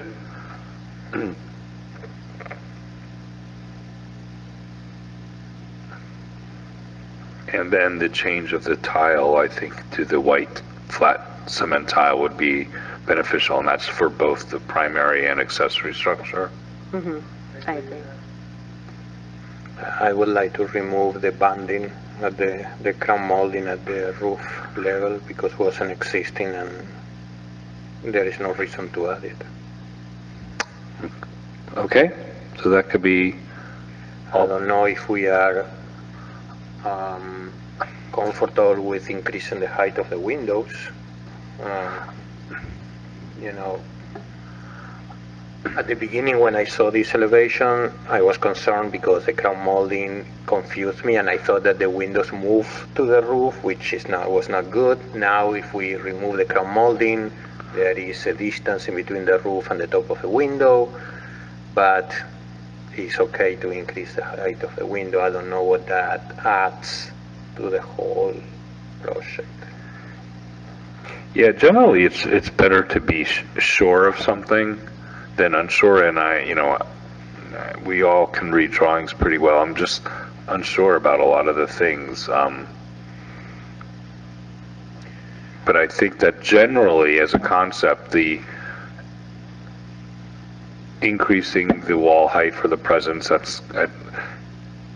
the tile and the two-story accessory structure and even the one-story addition to the primary structure, I think, is done in a sensitive way that, as a concept, it is approvable. But the window locations still give me a little pause. So, James, you're in favor of raising the tie beam height? Just not with that detail? I'm supportive of elevating raising the wall, yes. Mm-hmm. That's like the crutch of the application, I think. So if the application comes back, we can make a decision on the windows once we see it. Yeah. That's right. I mean, I think that relates back to the proportion of openings that's part of the compatibility standard. So, I mean, we're already changing the proportion by adding to the tie beam height. I think the roof itself seemed like it was changing a little bit as well. I need to get back to that.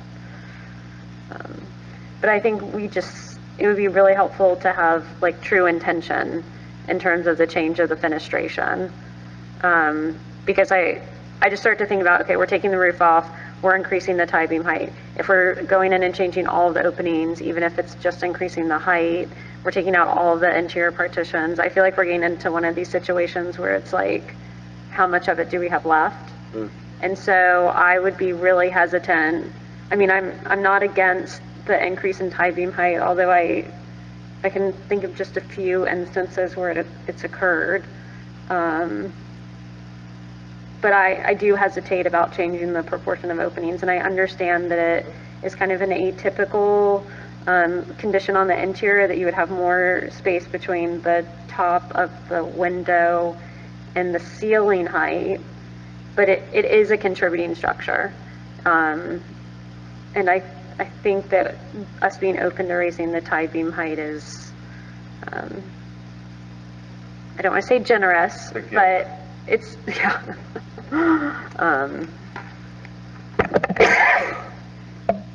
Okay, and I believe the front door too, the change to that's one of those character defining elements that I would like to see retained.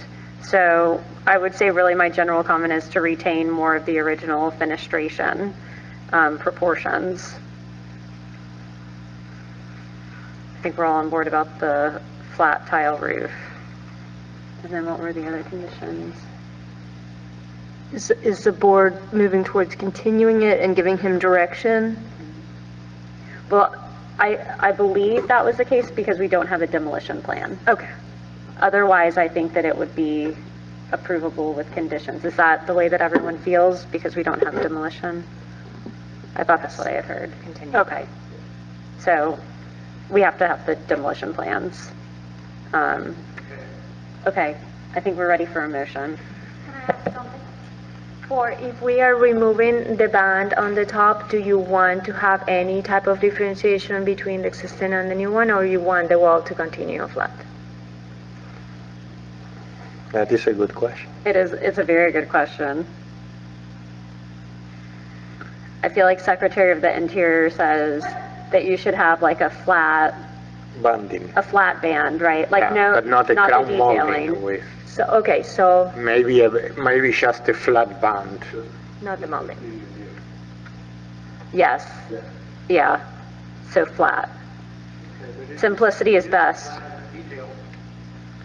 Well, Go ahead, Gabe. it looks like has like It has a profile. Protected like an inch, but I mean, it didn't have any Yeah.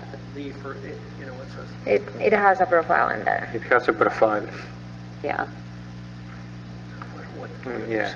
It projects at the bottom and at So the it top. will be basically a scoring line on the bottom to differentiate that top. Yeah, I think it needs to come out a little bit because Yeah. it has the coins. You can right? come back like 5/8 of an inch. Okay, so like straight.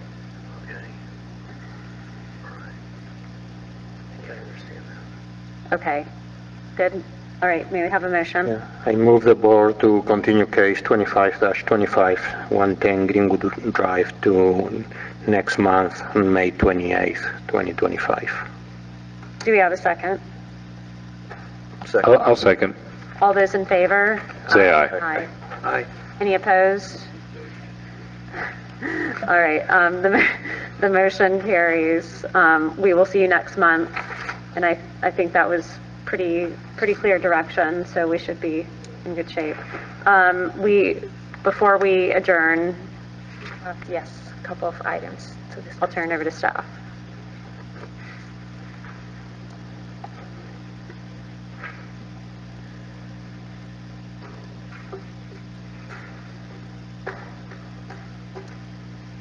Yeah, we just wanted to talk with the board about a couple of items for the procedures of the board. The first one is we need to do an election of a new chair.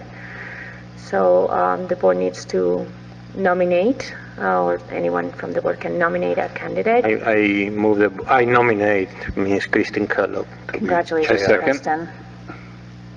Okay, so we'll vote for that. Thank you. All in favor? Aye. Aye. Aye. Any opposed? All right. Thank you. Okay, so if that's the case, now we need a vice chair to be nominated and then elected. So, I nominate James. I nominate Gabriel Jaroslawski for vice chair. Okay, we have 2 nominations. Yep. Jeff also nominated you at the same time. I'm not sure what to do with that. I don't think we've had that before. I don't accept the nomination. All right, Gabe, do you accept the nomination? I do accept the nomination. Okay. Respectfully, I don't accept. All right, so we have a motion on the floor for Gabe to be our vice chair. Do we have a second? Second. All those in favor? Aye. Aye. Any opposed? All right, the motion carries. And Gabe, you're it for the next meeting because I'm not here. Oh, no. Yay. Have to write down. I will give you my script that I use. thank you. Okay. Then the next item that we would like to discuss with you is the board procedures. And just in light of the last month meeting that went a little bit late, I think for everybody's taste, we wanted to discuss with the board if you will be open to maybe have the start time for the meeting a little bit early than the 5 o'clock. Please, please. gonna be? I mean, Yeah. we're 4 suggesting o'clock?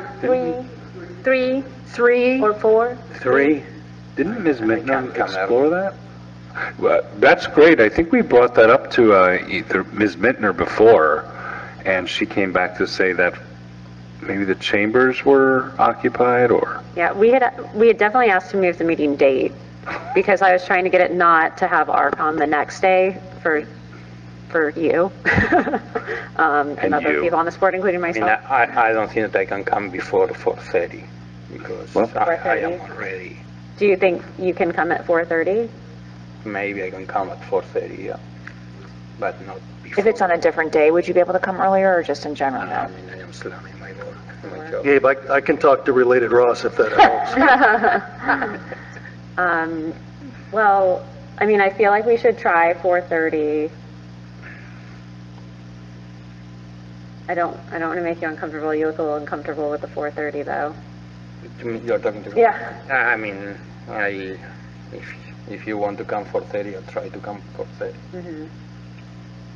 Okay, can we try to start it and we can see how it goes? I think that 30 minutes could Yes, help again, us. Rick Green, Development Services Director. One of the things we talked about, certainly, if there are any applicants who may be inconvenienced by an earlier start time, whether it's 3 or 4:30, we would simply put them later on the agenda. We're just trying to avoid what happened last month in the late night meetings, because quite frankly, we've been getting complaints in the mayor's office as well, so we're just trying to do whatever we can. So, Gabe, I will lobby you more that if we can push it to 4 or something, but I know you're busy because we're getting a lot of your stuff, but. Yeah, great. Okay, so do we need a motion to change the start I have a time? question. Could Gabe miss like the housekeeping portion? Would that be a problem? Like where we could maybe start at 4, he could come at 4:30 and be hitting it right when business really starts? I I don't think so, because if you are not here, Attendance, right? Yeah. The roll call? Yeah. Does it have to do with the number of items you're present for? That's part of it. And one concern I have is that I'm a numbers guy. So last year we issued exactly 13,000 permits. We get probably over 100 that require historic preservation review a month. When a case gets continued, certainly it's within the board's right, but then those are cases we now have to bring back. This past month we had 58 new applications. Typically we're in the 80s. About 14 of those 58 were COA applications that would come to the board. So again, when you have a heavy workload and then cases get continued, it starts to back up, and that's at the point we're at now. I'm pleased to say we did extend an offer to a city historic preservation planner. I don't want to jinx it, so I'll just say that an offer's been made. I had approval from the mayor's office today on the salary, so we'll see. We'll see. Well, fingers crossed. Yes. But again, we continue to use Aaron Borngraber, who was a predecessor to Anthony 4 or 5 years ago. He's up in New York, and he's been consulting with Anna and our team, and we'll continue to use him even once we bring the city historic preservation planner on board. But a lot of it is the workload, and it's just it's starting to back up quite a bit. All right, so let's go ahead and vote on the start time. Get that out of the way, and then is there anything else, Anna? You know, Yes, a couple other items. Okay. Did you have something, Mr. Murphy? no, just something as someone who's experienced heavy workloads, there's always, bi-monthly meetings. So there's twice a month, if that helps you get out of your backlog. Yeah, I suggested that too, but that's a lot for you guys. Yeah. That's a lot. So let's try the 4:30. Let's start with a motion to move it to 4:30. That's going to give us 30 extra minutes. If we had had that tonight, it would be a much kinder time. Okay, I move to change the starting time from 5 o'clock to 4:30 o'clock. Second. All those in favor? Aye. And Anna Maria, did you want to mention the public comment? Yes, I'm about to mention that. Also, we wanted to discuss with you, we noticed in the Historic Preservation Board particularly, because we didn't see it in any of the boards, of the other boards that we staff, there is a specific point regarding public comments of non-agenda items. So we have been advised from our legal department that that is not required, and it's not the purview of the board to hear comments from the general public. I mean, that is something that happens more commonly at the city commission, where the public comes and express their concerns with different issues. So we would like to remove that from the agenda. Yeah, we are in the process of updating Article 2 to kind of standardize all our boards in terms of procedures, and this is one that has been identified that is not consistent with the other boards that exist. Could you do public comment in writing rather than these people come here and take time? I mean, we receive comments. I mean, the staff receives comments from the public all the time. They call us, ask questions all the time, but it's not standard to be happening as on the board as raising concerns that the public has in front of the Historic Preservation Board or any of the other boards. So. And so if someone comes from the public expecting to have that, because we've had it for a long time, we would just give them the contact information of the preservation planners, and then they would help address their concerns. We will address it that way, yes.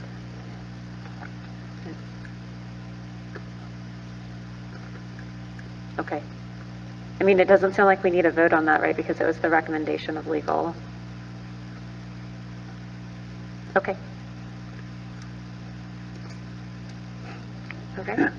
And the only other comment that we had is the implementation of what we kind of did today, that is doing the applicant's presentation and staff presentation and not having questions in between, but just having one set of questions at the end. We think that runs smoother and faster for the hearings. I don't know if you have any comments. Yeah. Fine? I think so. Okay.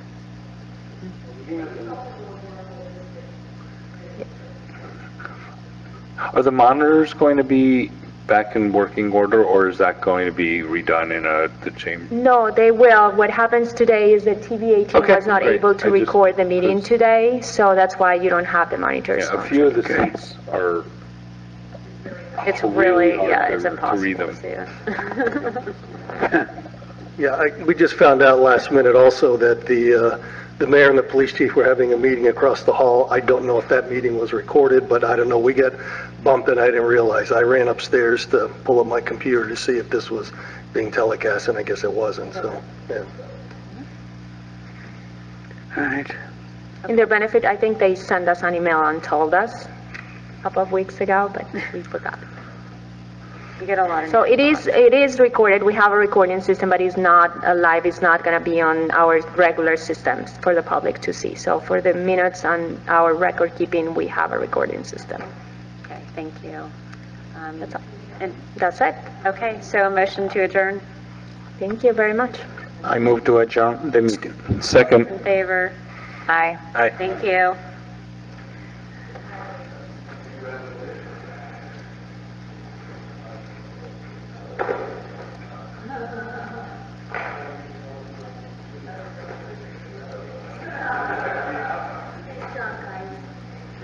This, what,